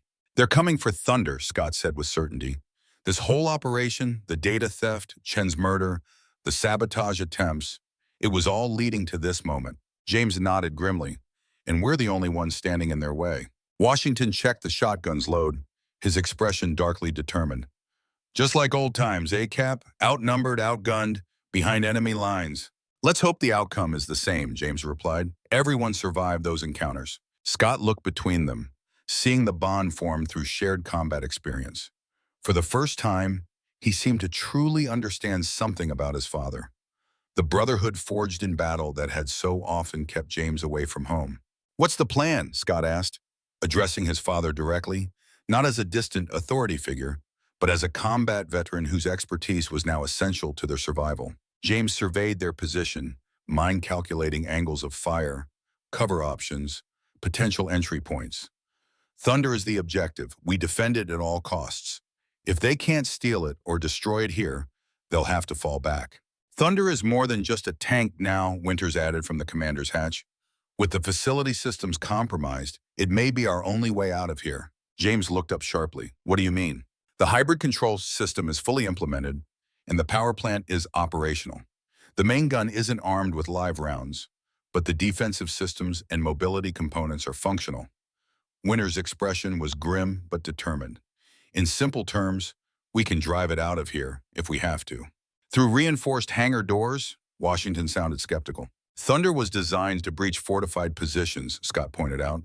Its composite armor and kinetic energy systems should be able to handle the doors, especially if we build up momentum. A new series of explosions, closer this time, punctuated his statement. The assault was moving methodically toward their position. How long to get Thunder fully operational? James asked, tactical mind already formulating alternatives. Systems are running pre-combat checks now, Winters replied, checking the displays. 3 minutes to combat ready status, but we'll need a crew, driver, gunner, commander at minimum. I'll drive, Scott volunteered immediately. I've logged more hours in Thunder Simulator than anyone except Chen. I'll take gunner, Washington said. May not have fancy degrees, but I can hit what I aim at. James nodded. I'll command. Dr. Winters, you know the systems better than any of us. You'll assist from the loader's position, monitoring the AI and power distribution. As they prepared to crew the tank, a new sound cut through the distant battle noise. The distinctive whine of portable plasma cutters attacking the hangar's reinforced doors. They're breaching the main entrance, Scott warned. 2 minutes at most before they're through. James had made his decision. Everyone board now. We power up and prepare to move the moment Thunder systems are ready. If they breach before then, we defend from inside the tank. Better protection than out here in the open. They scrambled aboard, each taking their assigned position. For James, sliding into the commander's seat was like returning home after a long absence.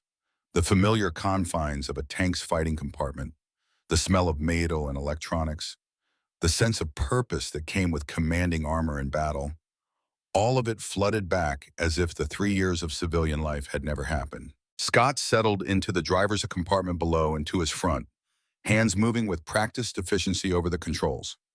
Washington positioned himself at the gunner station to James's left, while Winters took the loader's position opposite, monitoring the AI systems on multiple displays. Drive system online, Scott reported. Mobility at 100%. Targeting and defensive systems operational, Washington added. No main gun ammunition, but coaxial machine gun is loaded and ready. AI interface active, Winters confirmed. Hybrid control system functioning normally. No signs of sabotage in the active protocols. James activated the commander's vision systems, giving him a 360-degree view of the hangar through Thunder's advanced optics. The plasma cutters had nearly completed their work on the main doors, a glowing line tracing 3 sides of a large entry point. They'll breach in 30 seconds, he announced. Scott, plot a route directly through the main doors once they're weakened by the cutters. Washington, be ready to engage any hostiles with the coaxial gun. Dr. Winters, divert maximum power to forward momentum and armor protection. As Thunder hummed to life around them, systems activating in concert, James felt a surge of grim satisfaction. Whatever the enemy had planned, they couldn't have anticipated facing their target fully crewed and operational, ready to fight its way to freedom. The glowing line completed its circuit around the makeshift entry point. For a moment, nothing happened. Then the cut section of hangar door blew inward with explosive force, crashing to the floor in a shower of sparks and debris. Through the swirling dust, dark figures moved with military precision, weapons at the ready, Their faces were covered by advanced tactical masks, their bodies protected by next-generation combat armor, unlike any standard military issue James had seen before. Unknown hostile force, James reported calmly. Approximately 12 individuals, highly equipped, moving in tactical formation. Not Russian or Chinese standard issue, Washington observed, tracking the intruders through the gunner's sights. This is something else entirely. The lead elements of the assault team spotted Thunder, calling out to each other in accented English. They spread out, seeking cover, clearly surprised to find the tank powered up and oriented toward them. They expected it to be inactive, Winters realized. The power surge was supposed to disable it completely. Their mistake, James replied grimly. Scott, on my mark, full throttle through that breach. Washington, suppressive fire to clear our path. The assault team leader gestured urgently, and several operators shouldered what appeared to be next-generation anti-tank weapons. They're preparing to disable us, James warned. We move now or not at all. Scott, go. Thunder's powerful engine roared as Scott pushed the accelerator to maximum. The massive tank lurched forward, building momentum as it charged toward the breached doorway. The enemy operators fired their weapons, but with Thunder already in motion, their aim was compromised. Washington opened fire with the coaxial machine gun, forcing the assault team to dive for cover. The heavy rounds ricocheted off hangar equipment and walls, creating a deadly hail of metal and concrete fragments. Brace for impact, James ordered as Thunder reached ramming speed, aimed directly at the weakened hangar doors. The collision was violent but controlled. Thunder's kinetic energy systems absorbing much of the impact, while its reinforced hull hammered through the damaged section of door like a battering ram. Metal screamed and tore, sparks flew, but the tank pushed through, suddenly emerging into the night air beyond. We're clear, Scott reported, expertly managing Thunder's speed as they entered the open space of the facility grounds. Multiple hostiles on the perimeter, Washington warned, scanning with the gunner's optics, armed vehicles at the main gate. James assessed their situation rapidly. They had broken free of the immediate trap, but were still within the compromised facility, surrounded by unknown numbers of enemy forces. Head for the south perimeter, he ordered. It's the shortest route to the main part of Fort Benning. If we can reach the regular Army unit stationed there, we'll have reinforcements. As Thunder accelerated across the grounds, James activated the tank's emergency transponder, broadcasting their identity and situation on military frequencies. If anyone was listening, they would know that Thunder was on the move, crewed by friendlies and under attack. Behind them, the assault team had regrouped and was in pursuit, using light tactical vehicles that struggled to keep pace with Thunder's surprising speed. Ahead, more enemy forces were converging on their position, trying to cut them off before they could reach the perimeter. We've got company, Washington announced. 6 o'clock in closing. Looks like the same operators who breached the hangar. James checked the tactical display. Maintain course and speed. They can't match Thunder's cross-country mobility.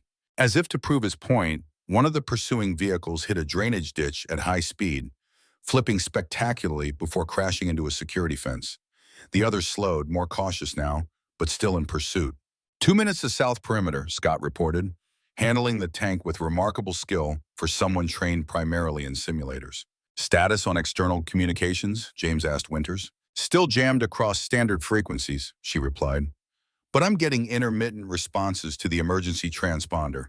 Someone knows we're out here. Thunder crashed through a chain-link security fence, pushing into a wooded training area that separated the research facility from the main base.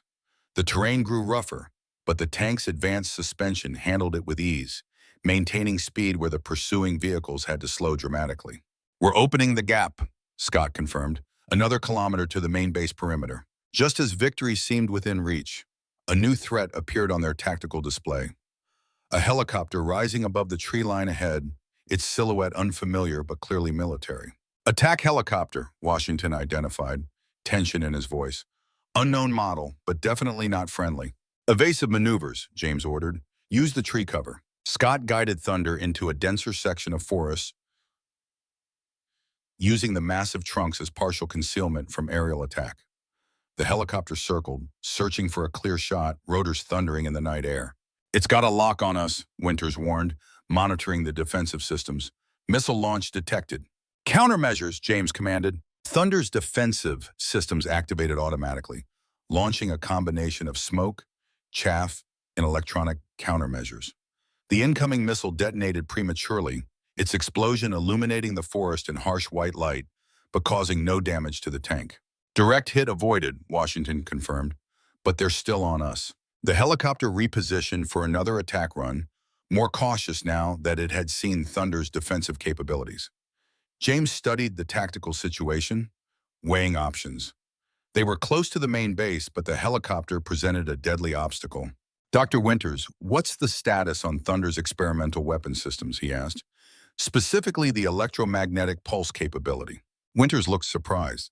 It's installed but untested in field conditions, designed to disable enemy electronics within a limited radius. Can you bring it online? She worked quickly at her console. Yes, but there are risks.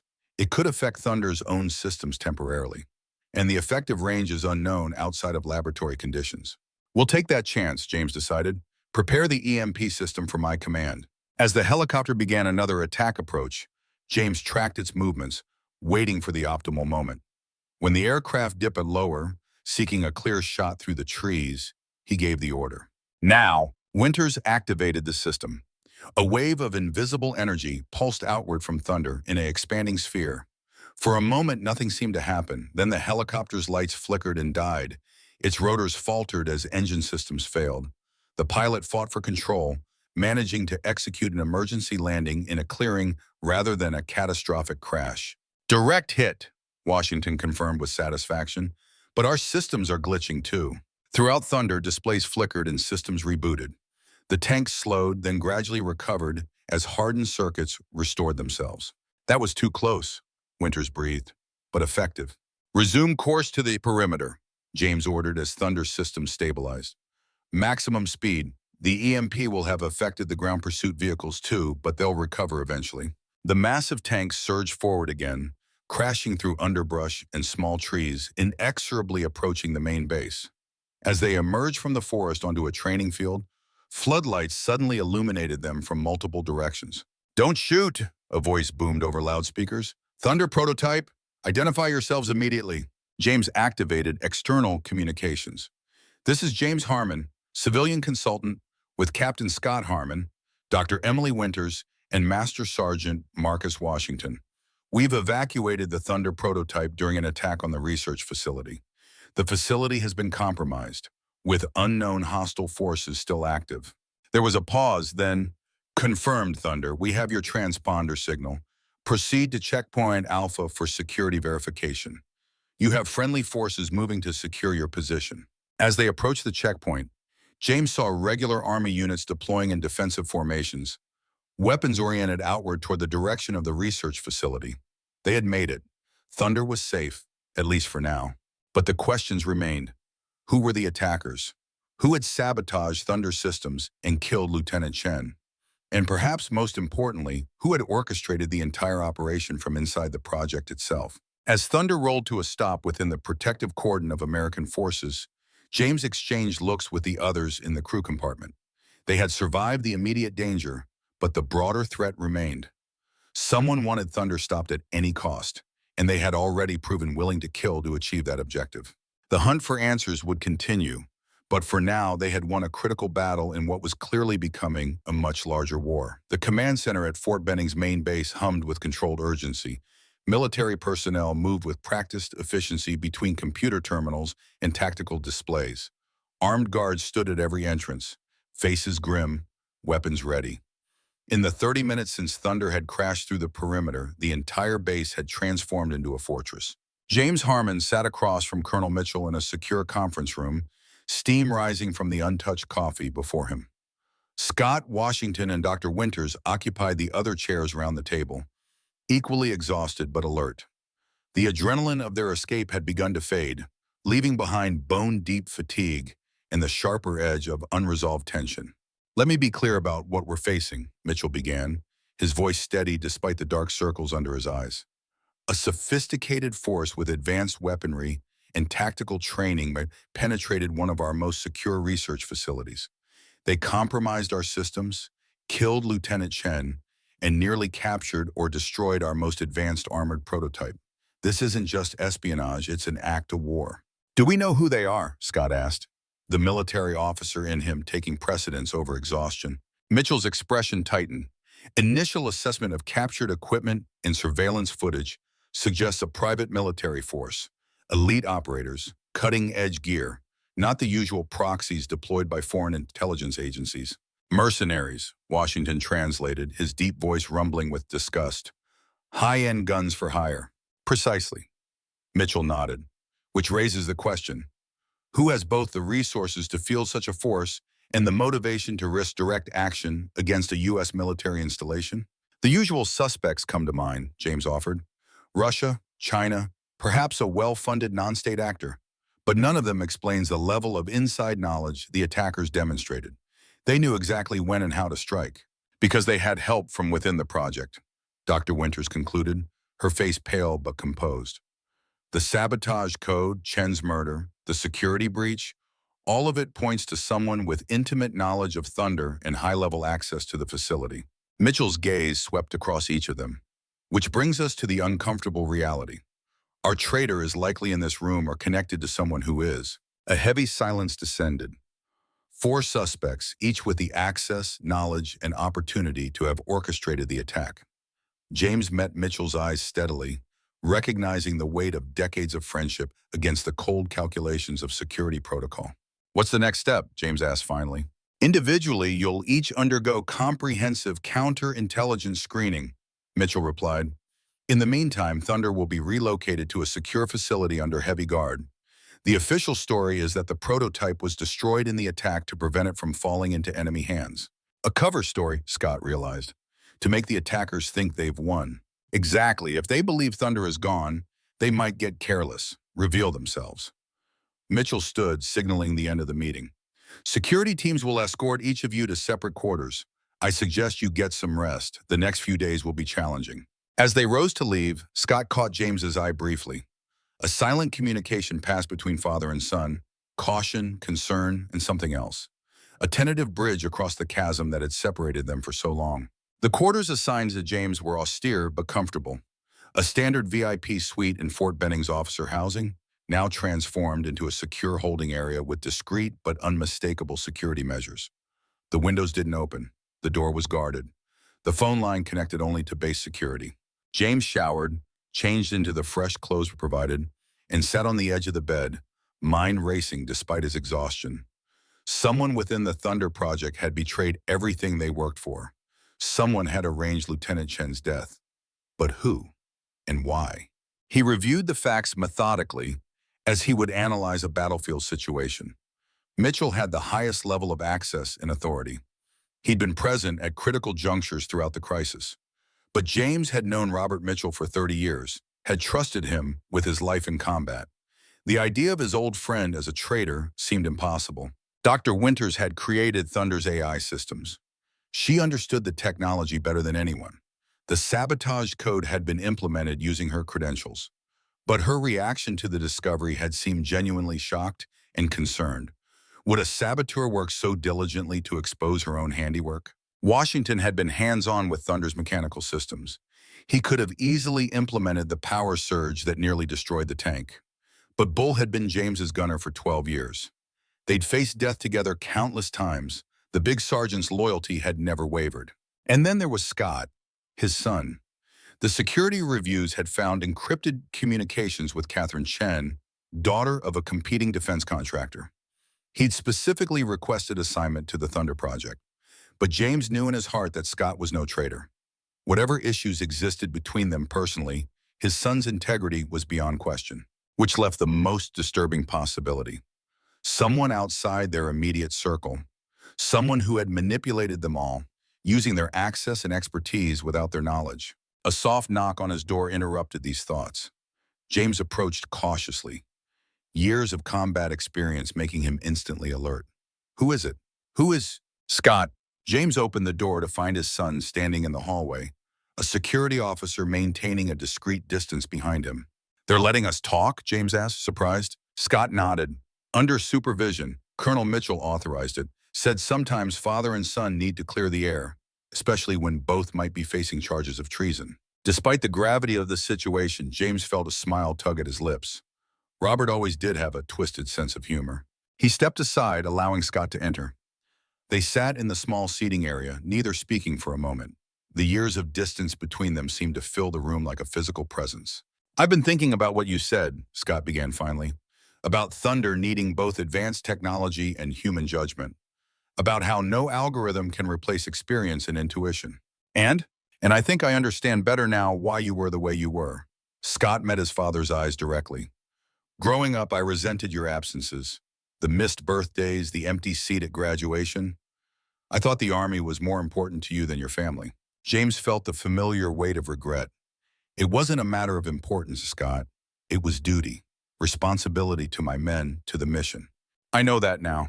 Scott's voice softened. "Watching you in that tank today, seeing how you handled the crisis, I finally understood. You weren't running away from us. You were protecting us the only way you knew how." The words struck James with unexpected force. For years, he'd carried the guilt of his absences, the knowledge that his dedication to duty had cost him his relationship with his son. To hear Scott acknowledge, even partially, the motivation behind those choices was a balm to an old wound. "I should have found a better balance," James admitted. "Your mother tried to tell me, but I was stubborn, convinced that I could serve my country and be there for my family. I was wrong." "We both were," Scott sighed. "After Mom died, I was angry, needed someone to blame. You were the easy target." They sat in silence again. But it was different now. Less strained, more contemplative. "When this is over," James said finally, "assuming neither of us is in prison for treason, maybe we could try again. Not to erase the past, but to build something new." Scott nodded slowly. "I'd like that." He stood, indicating their brief reunion was ending. "For what it's worth, I never believed you were involved in the sabotage. Not for a second." "Neither did I about you," James replied. "Whatever happens next, remember that." After Scott left, James lay on the bed, staring at the ceiling. The conversation with his son had lifted one weight from his shoulders, but the larger questions remained. Who had betrayed them? What was the end game? And how could they expose the truth before the saboteur struck again? Sleep claimed him eventually, a soldier's ability to rest when possible despite ongoing danger. When he woke, sunlight was streaming through the window, and a new set of clothes had been left for him. His old Army service uniform, freshly pressed. A note accompanied it. "Counterintelligence review. 0900 hours. Dress appropriately. RM." James dressed methodically, muscle memory taking over as he adjusted the uniform he hadn't worn in 3 years. It fit differently now, not physically, but in how it felt against his skin. Like putting on an old identity, one he had set aside but never fully abandoned. The security officer who escorted him to the intelligence center maintained a professional silence. The facility itself was unmarked, a nondescript building near the center of the base. Inside, James was led to a small room containing only a table, 2 chairs, and a one-way mirror that made no pretense of being anything else. Colonel Mitchell entered a few minutes later, accompanied by a woman James didn't recognize. She wore civilian clothes but carried herself with military bearing. "James Harmon, this is Special Agent Veronica Keller, Defense Intelligence Agency," Mitchell introduced. "She'll be conducting your security review." Keller took the seat across from James, placing a thin folder on the table between them. "Captain Harmon, retired," James corrected automatically. A thin smile crossed Keller's face. "Once a captain, always a captain, in my experience, particularly with men of your generation." She opened the folder, revealing a series of photographs. James recognized them as stills from security cameras at the research facility, showing him in conversation with various project personnel. "Let's begin with your recruitment to the Thunder Project," Keller suggested. "Colonel Mitchell personally requested your involvement." "Why, right? You'd have to ask him," James replied evenly. "From my perspective, he needed someone with extensive tank command experience to help resolve issues with the AI decision-making systems. And those issues conveniently manifested just as a competing Russian-Chinese tank project was nearing completion." Keller's tone was neutral, but her implication clear. "There was nothing convenient about it," James countered. "The AI was making dangerous tactical errors in complex scenarios. Lieutenant Chen's work proved that. The same Lieutenant Chen who was found dead shortly after you arrived." Keller leaned forward slightly. "A remarkable coincidence, wouldn't you say?" James felt a surge of anger but kept his expression controlled. "Chen was killed because he discovered the sabotage code that was implemented months before I joined the project." "According to the timestamps," Keller agreed. "But as we both know, digital records can be altered." The interrogation continued for hours. cycling through the same questions from different angles. James's military background, his financial situation, his relationship with Scott, his interactions with each member of the Thunder team. Keller was professional but relentless, probing for inconsistencies, weaknesses, signs of deception. Through it all, James had maintained his composure, answering truthfully and directly. He had nothing to hide and decades of experience remaining calm under pressure. Eventually, Keller closed her folder and stood. "Thank you for your cooperation, Captain Harmon. We'll continue this discussion tomorrow." After she left, Mitchell remained, his expression unreadable. "How are you holding up, James?" "I've endured worse interrogations," James replied dryly, though usually from enemies, not allies. Mitchell's expression softened slightly. "This is standard procedure. Everyone's going through the same process." "Including you?" "Even me," Mitchell confirmed. "No one's above suspicion in a case like this." James studied his old friend's face, looking for signs of deception, finding none. "Any progress identifying the attack force?" "Some. The equipment we recovered is military grade, but modified to remove identification markers. The few bodies we secured carried no documentation, and their fingerprints and DNA aren't in any accessible database." "Professional ghosts," James commented. "Expensive." "Very, which narrows the list of potential sponsors but doesn't eliminate any of our prime suspects." Mitchell checked his watch. "You'll be escorted back to your quarters. The cafeteria has been cleared for your use at 1800 hours, if you are hungry." "What about the others?" James asked. "Scott, Washington, Dr. Winters, all undergoing the same review process. No contact between subjects until the initial phase is complete." Mitchell's formal tone indicated he was following protocol for the benefit of whoever might be monitoring their conversation. James nodded his understanding. "And Thunder?" "Secure." Mitchell's eyes conveyed a message beyond his words. "Very secure." That evening in the cafeteria, James found himself sharing the space with Washington. They sat at separate tables, security officers positioned discreetly nearby, but within earshot of each other. "How's the food, Cap?" Washington called casually. "Military standard," James replied with a slight smile. "Edible but uninspired." Washington chuckled, a rumbling sound that seemed to fill the empty cafeteria. "Better than some places we've eaten."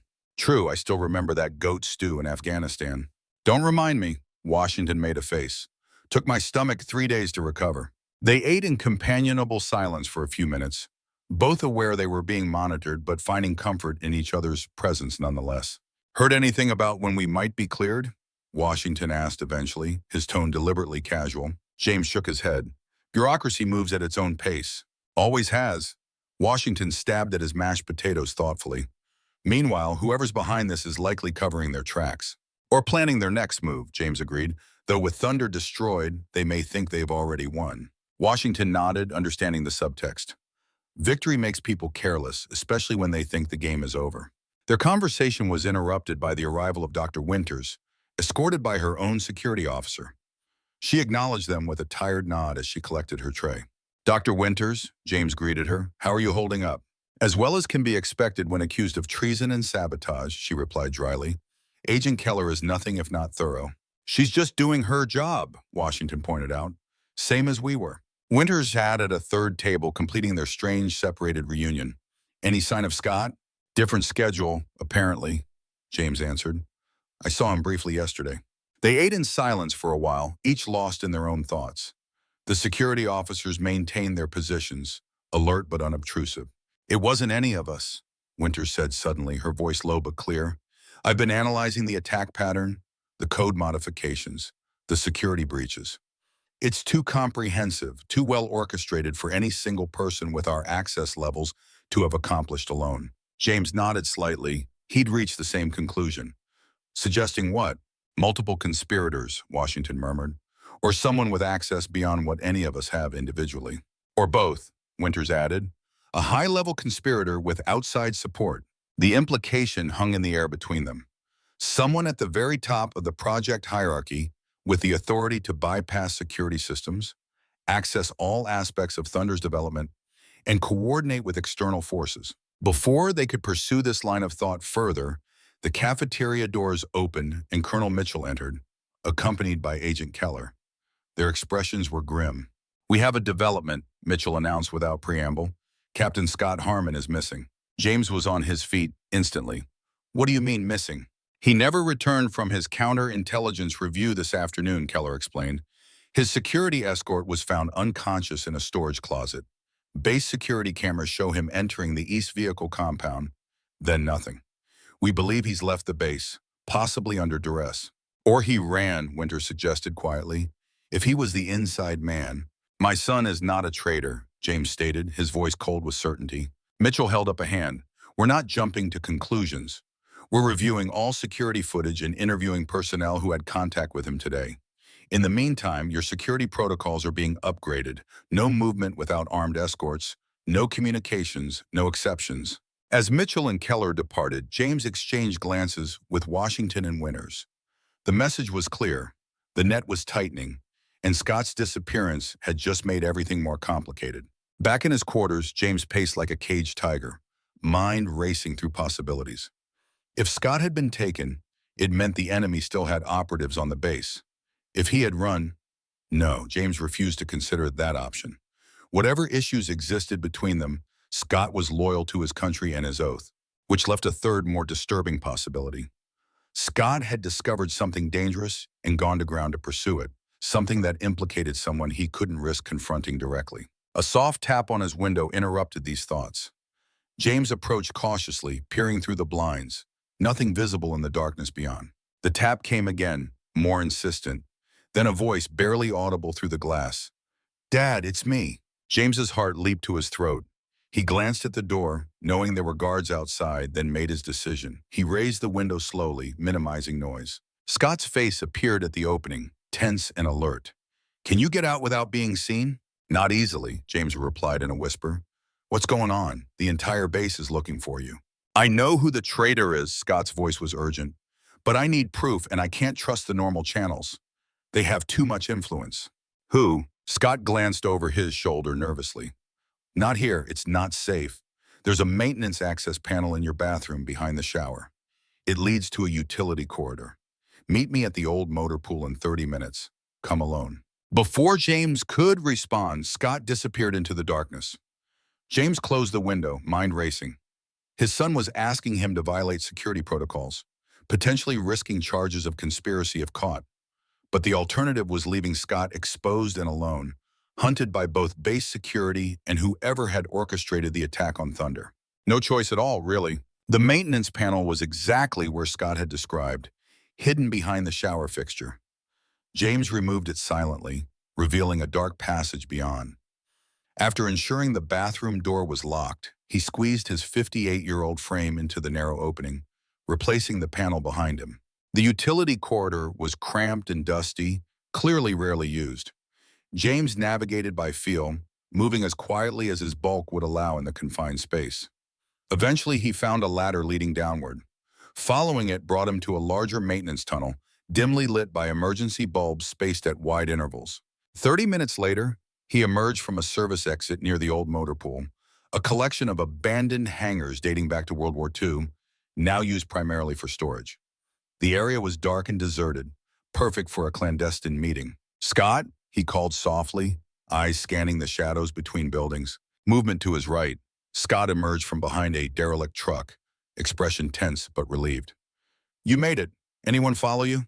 "No, but they'll notice I'm missing soon enough." James studied his son's face. "What did you find?" Scott led him into one of the abandoned hangars, where a small workstation had been set up. A laptop, portable printer, and stacks of documents. "I've been investigating the sabotage since it began. At first, I thought it was standard industrial espionage. Nexus or another competitor trying to steal Thunder's technology."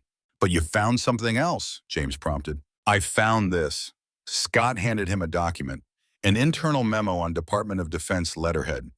It's a directive from the Pentagon's Strategic Technologies Office, dated 18 months ago. It outlines concerns about fully autonomous combat systems and recommends against their development. James scanned the document, noting the list of signatories. His eyes widened at one particular name. Mitchell signed this. "He did more than sign it," Scott confirmed grimly. "He authored it. Colonel Robert Mitchell has been opposed to AI-controlled weapons platforms from the beginning. He believes they represent an existential threat to humanity if they malfunction or are compromised. But Mitchell is the project director for Thunder, James objected. Why would he lead a program he fundamentally opposes? To ensure it fails, Scott explained, or to transform it into something he considers safer. The hybrid control system we implemented, the one that gives human commanders final authority, that aligns perfectly with the recommendations in his original memo. The pieces were falling into place in James's mind. Mitchell sabotaged the pure AI version of Thunder to force the development of the hybrid system. Exactly. Scott pulled up files on the laptop. I found these in the project archives. Early test results from Thunder's AI system showed much better performance than we were led to believe. Mitchell selectively presented data that made the AI look unreliable in complex scenarios. But the modifications to the ethical parameters, James countered, those were real. Chen found them. They were real, Scott agreed, but they weren't designed to make Thunder more dangerous. They were designed to make it appear dangerous. To create a scenario where the AI would make decisions that would horrify military and civilian leadership, forcing them to implement human oversight. James sat heavily on a nearby crate, processing these revelations. Mitchell arranged the attack on the facility, Chen's murder. Scott's expression hardened. That's where it gets complicated. I don't think Mitchell anticipated how far things would escalate. The evidence suggests he was working with a group inside the Pentagon, officers and officials who share his concerns about autonomous weapons. But somewhere along the line, a third party became involved. The mercenaries, James realized, they weren't part of Mitchell's plan. I don't think so. Scott shook his head. Their tactics were too extreme, too violent for a group of American military officers trying to steer a weapons program in a different direction. I think someone else discovered Mitchell's sabotage operation and co-opted it for their own purposes. But who and why? Before Scott could answer, the hangar doors burst open. Floodlights blazed, temporarily blinding them. When James's vision cleared, he saw Colonel Mitchell standing in the entrance, flanked by armed military police. James? Scott. Mitchell's voice was heavy with something that might have been regret. I was hoping you wouldn't get this far. James stood slowly, positioning himself between his son and the weapons trained on them. It's over, Robert. We know what you did. Do you? Mitchell stepped forward, dismissing the MPs with a gesture. When they were alone, he continued, do you really understand what Thunder represents? What happens when we put the power to kill into the hands of algorithms that can't comprehend the value of human life? You could have made that argument openly, James replied. Instead, you sabotaged the project from within. You compromised everything you claim to stand for. Mitchell's expression hardened.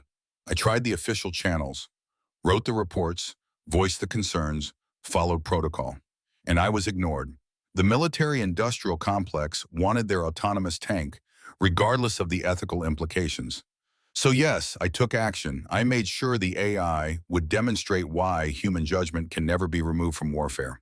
What about Chen? Scott demanded. Was his death part of your ethical stand? A flash of genuine shock crossed Mitchell's face. I had nothing to do with that. Chen's death was never part of the plan. Neither was the assault on the facility. Something went wrong.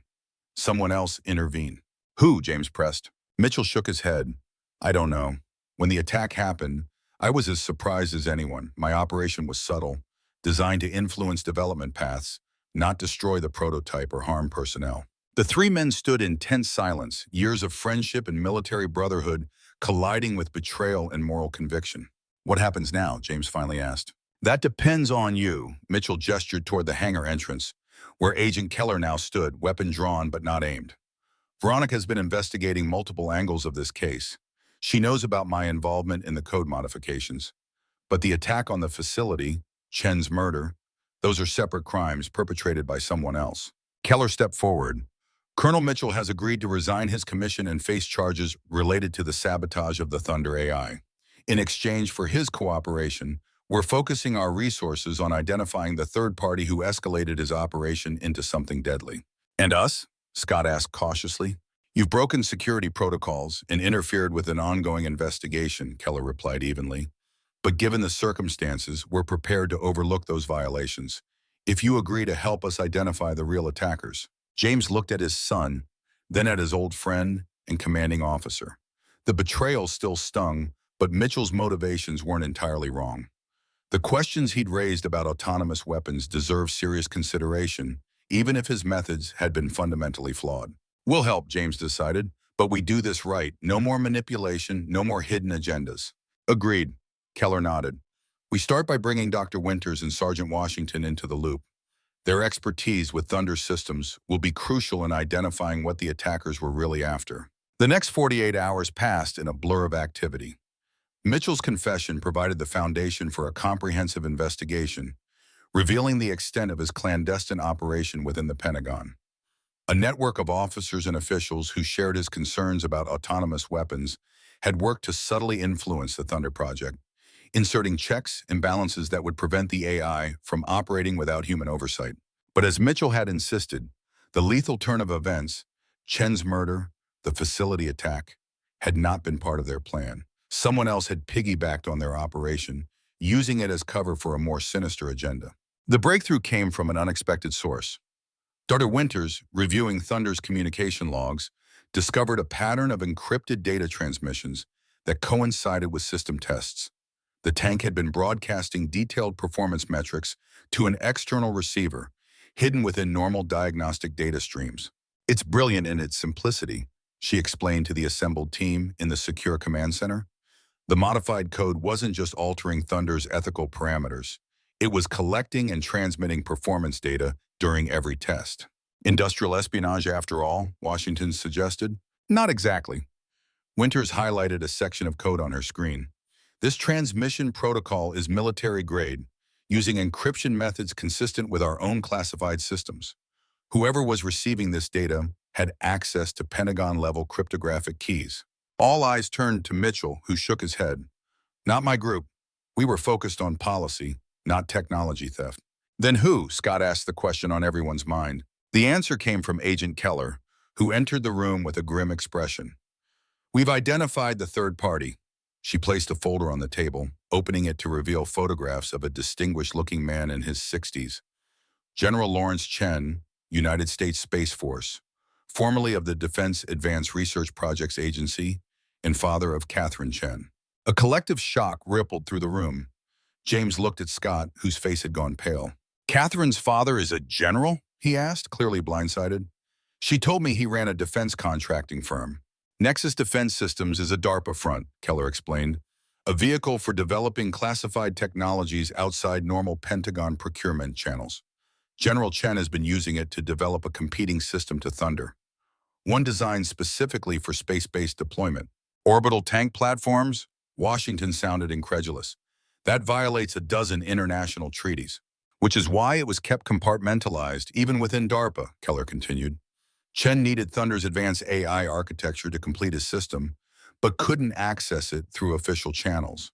So he piggybacked on Mitchell's sabotage operation, adding his own modifications to steal the data. Scott shook his head in disbelief. Catherine couldn't have known. She would never have been part of something like this. We don't believe she was, Keller assured him. Her relationship with you was genuine, as far as we can determine. But her father saw an opportunity in your connection to the Thunder Project and exploited it. The encrypted communications, James realized. They were monitoring Scott's communications with Catherine, using them as cover for data transfers. Keller nodded. When Lieutenant Chen discovered the code modifications and threatened to expose the whole operation, General Chen made the decision to eliminate him. And when it became clear that your team was close to implementing the hybrid control system, which would have closed the security vulnerabilities he was exploiting, he launched the direct assault to either capture or destroy Thunder. The revelation settled over the room like a physical weight. A decorated general, trusted with the nation's most advanced defense technologies, had betrayed that trust for his own agenda, had killed and risked American lives in pursuit of weapons that violated international law. What happens now? James asked finally. We move against General Chen and his operation, Keller replied. But carefully. He has resources, connections, and likely contingency plans. If he realizes we're onto him, he could destroy evidence or worse. You need bait, James suggested, the tactical part of his mind already working through options.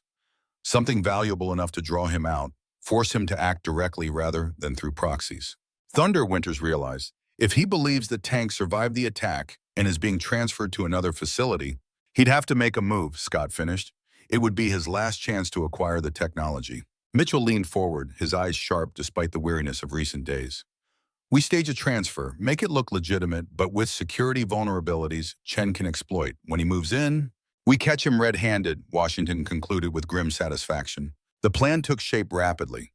Thunder would be prepared for transport. Its movements announced through channels General Chen would be monitoring. Security would be visible, but with apparent gaps, enough to tempt a desperate man into one last attempt. The transfer was scheduled for dawn 2 days later. Thunder, fully operational and crewed by James, Scott, Washington, and Winters, would move by road to a secure facility in North Carolina.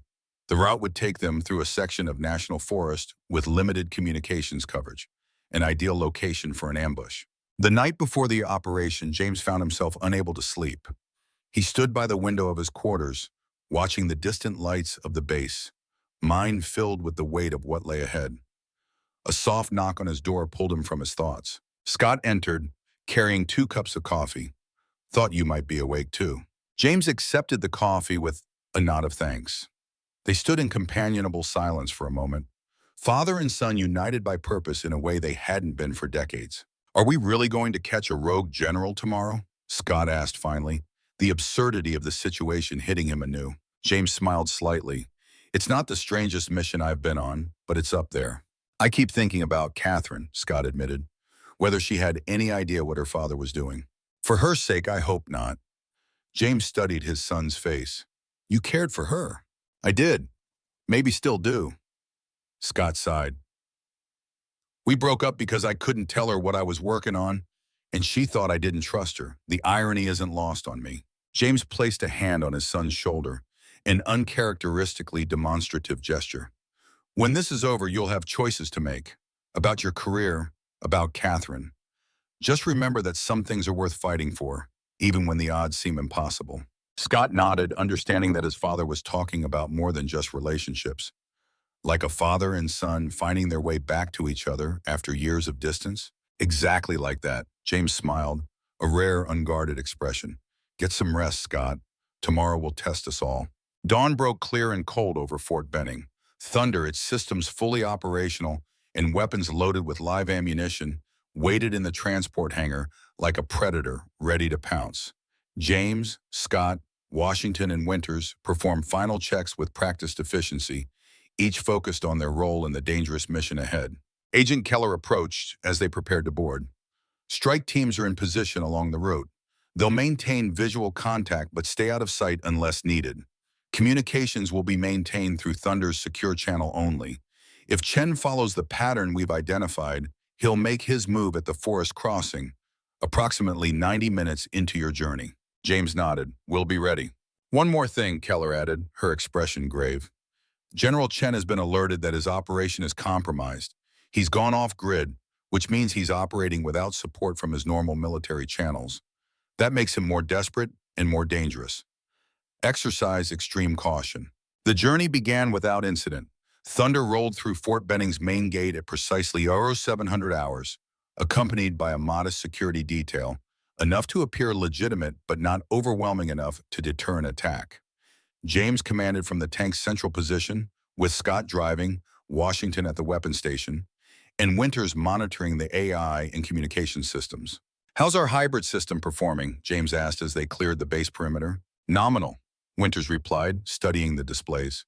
AI is providing tactical assessments and recommendations, but all final decisions route through your station, exactly as it should be. The first hour passed uneventfully, Thunder maintaining a steady pace along the designated route. Traffic was sparse, diverted by security teams to minimize civilian exposure to potential danger. As they approached the forest section, tension mounted inside the tank. Entering the target zone in 5 minutes, Scott reported, his voice steady despite the pressure. Visibility will be reduced under the tree canopy.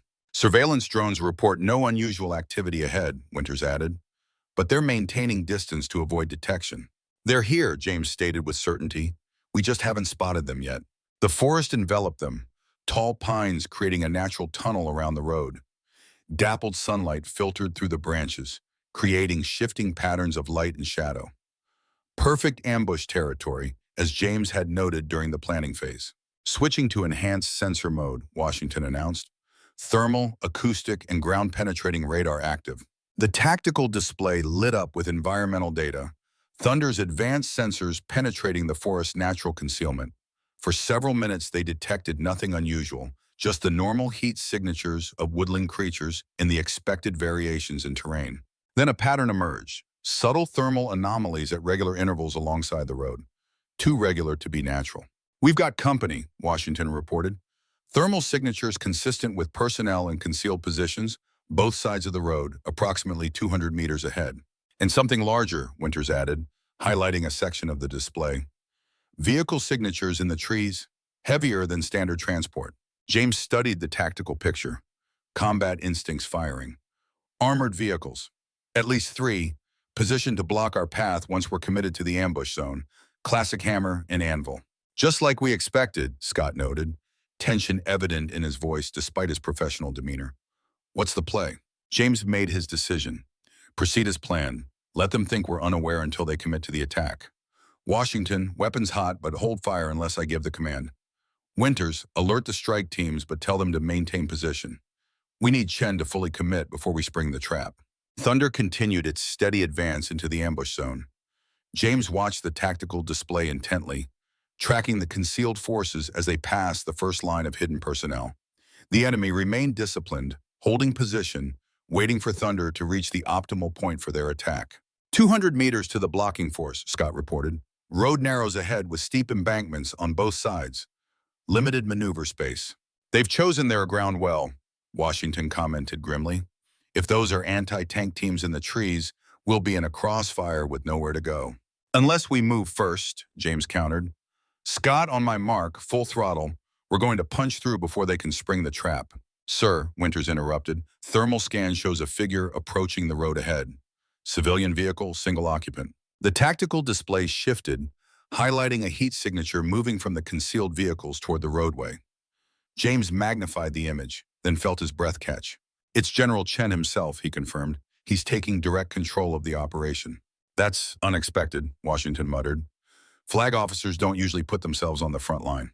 "He's desperate," Scott suggested. "With his operation compromised, he can't trust subordinates to handle something this critical." James watched as Chen took up position at the center of the ambush formation, directing his forces with hand signals. "This changes our approach. If we can capture Chen directly, we end this now. But if he sees us coming, he'll order his forces to open fire," Winters cautioned. "We'd be driving into a wall of anti-tank weapons." James considered their options, weighing risks against objectives. Then he smiled slightly, a plan forming. "What if we give him exactly what he wants?" "Sir?" Scott sounded confused. "Chen wants Thunder's AI system. Let's offer it to him on our terms." James outlined his plan quickly. The others listened, expressions shifting from doubt to cautious optimism. "It's risky," Winters admitted when he finished. "But it could work." "Alert the strike teams," James ordered. "Tell them to hold position, but be ready to move on my signal. Scott, reduce speed by 30%. Make it look like we're having mechanical issues." Thunder slowed noticeably, appearing to struggle as it approached the narrowest section of road. Through the advanced optics, James could see Chen speaking urgently into a radio, likely instructing his forces to prepare for Thunder's arrival at the ambush point. "Now, Scott," James commanded, "full stop. Simulate a complete power failure." Scott complied, bringing Thunder to a halt in the middle of the road, approximately 100 meters from Chen's position. On James's instruction, Winters cut all external running lights and initiated a controlled power-down sequence that would appear, from outside, like a catastrophic system failure. "Strike teams are holding position," Winters reported, all channels silent as ordered. They waited, tension mounting inside Thunder's darkened crew compartment. The only illumination came from the emergency backup lights, casting an eerie red glow over their faces. "Movement," Washington announced. Washington announced, monitoring the external cameras operating on minimal power. 2 teams approaching from the tree line. "Tactical formation, weapons ready." "Hold position," James instructed. "Let them get closer." The mercenary teams advanced cautiously, covering each other as they approached the seemingly disabled tank. Behind them, General Chen emerged from cover, accompanied by 2 operators carrying specialized electronic equipment. "He's brought tech specialists," Winters noted, likely planning to extract the AI core directly. "Wait for him to fully commit," James murmured. "We need him in the open, away from his main force." The mercenaries reached Thunder, establishing a perimeter around the tank while scanning for threats. Finding none apparent, they signaled to Chen, who approached with his technical team. Now, James commanded, full power restore. Scott, lock down. Washington, targeting systems online. Winters, alert the strike teams. Thunder roared back to life with dramatic suddenness, startling the mercenaries surrounding it.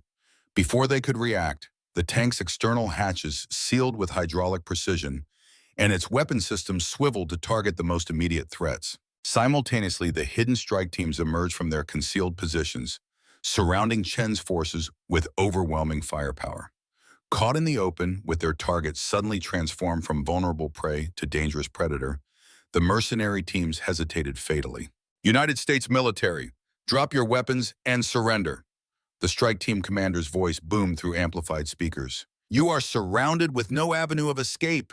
Most of the mercenaries, professional soldiers who recognized an unwinnable situation, complied immediately. A few attempted resistance, only to be neutralized with precise, non-lethal force by the strike teams. General Chen himself stood frozen before Thunder, his face a mask of shock and rage as he realized the trap he had walked into. As strike team members approached to take him into custody, he reached slowly into his jacket. Gun, Washington warned, spotting the movement through Thunder's optics. Before Chen could clear his weapon, Scott executed a perfect controlled surge forward with Thunder, the massive tank lurching just enough to knock the general off his feet without crushing him. He fell hard, the concealed pistol skittering away across the asphalt. Target secured, the strike team leader confirmed moments later. All hostile forces contained. Operation complete. Inside Thunder, the crew exchanged looks of relief and triumph. They had done it, captured a rogue general, neutralized his mercenary force, and protected the revolutionary technology he had been willing to kill for. Nice driving, James commented to his son, genuine pride in his voice. Scott smiled, the tension of the operation releasing in a moment of shared accomplishment. I had a good teacher.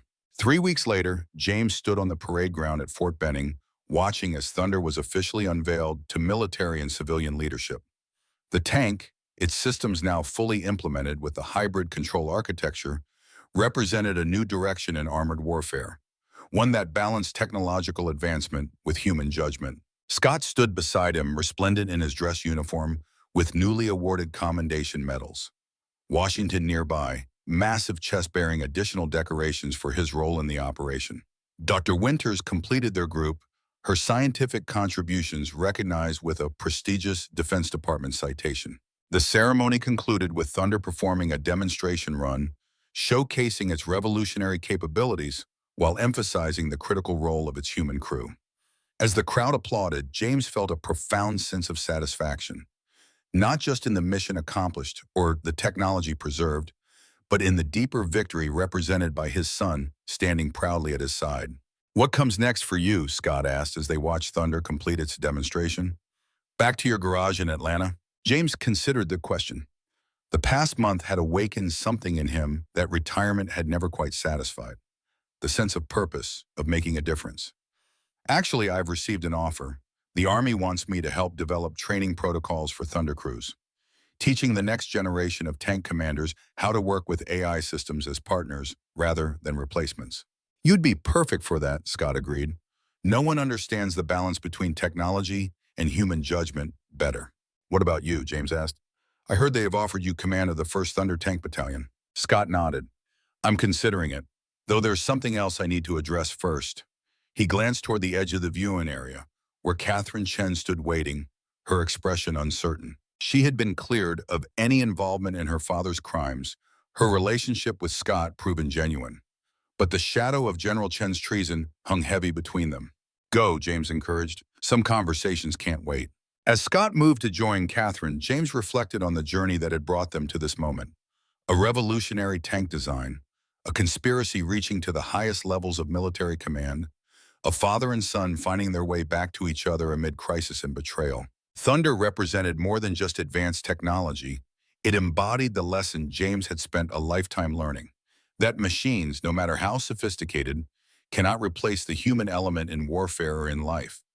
That judgment, intuition, and the capacity for moral decision-making remain uniquely human qualities, essential complements to technological power. Washington joined him, watching Scott and Catherine engaged in intense conversation across the field. Think they'll work it out? The big sergeant asked.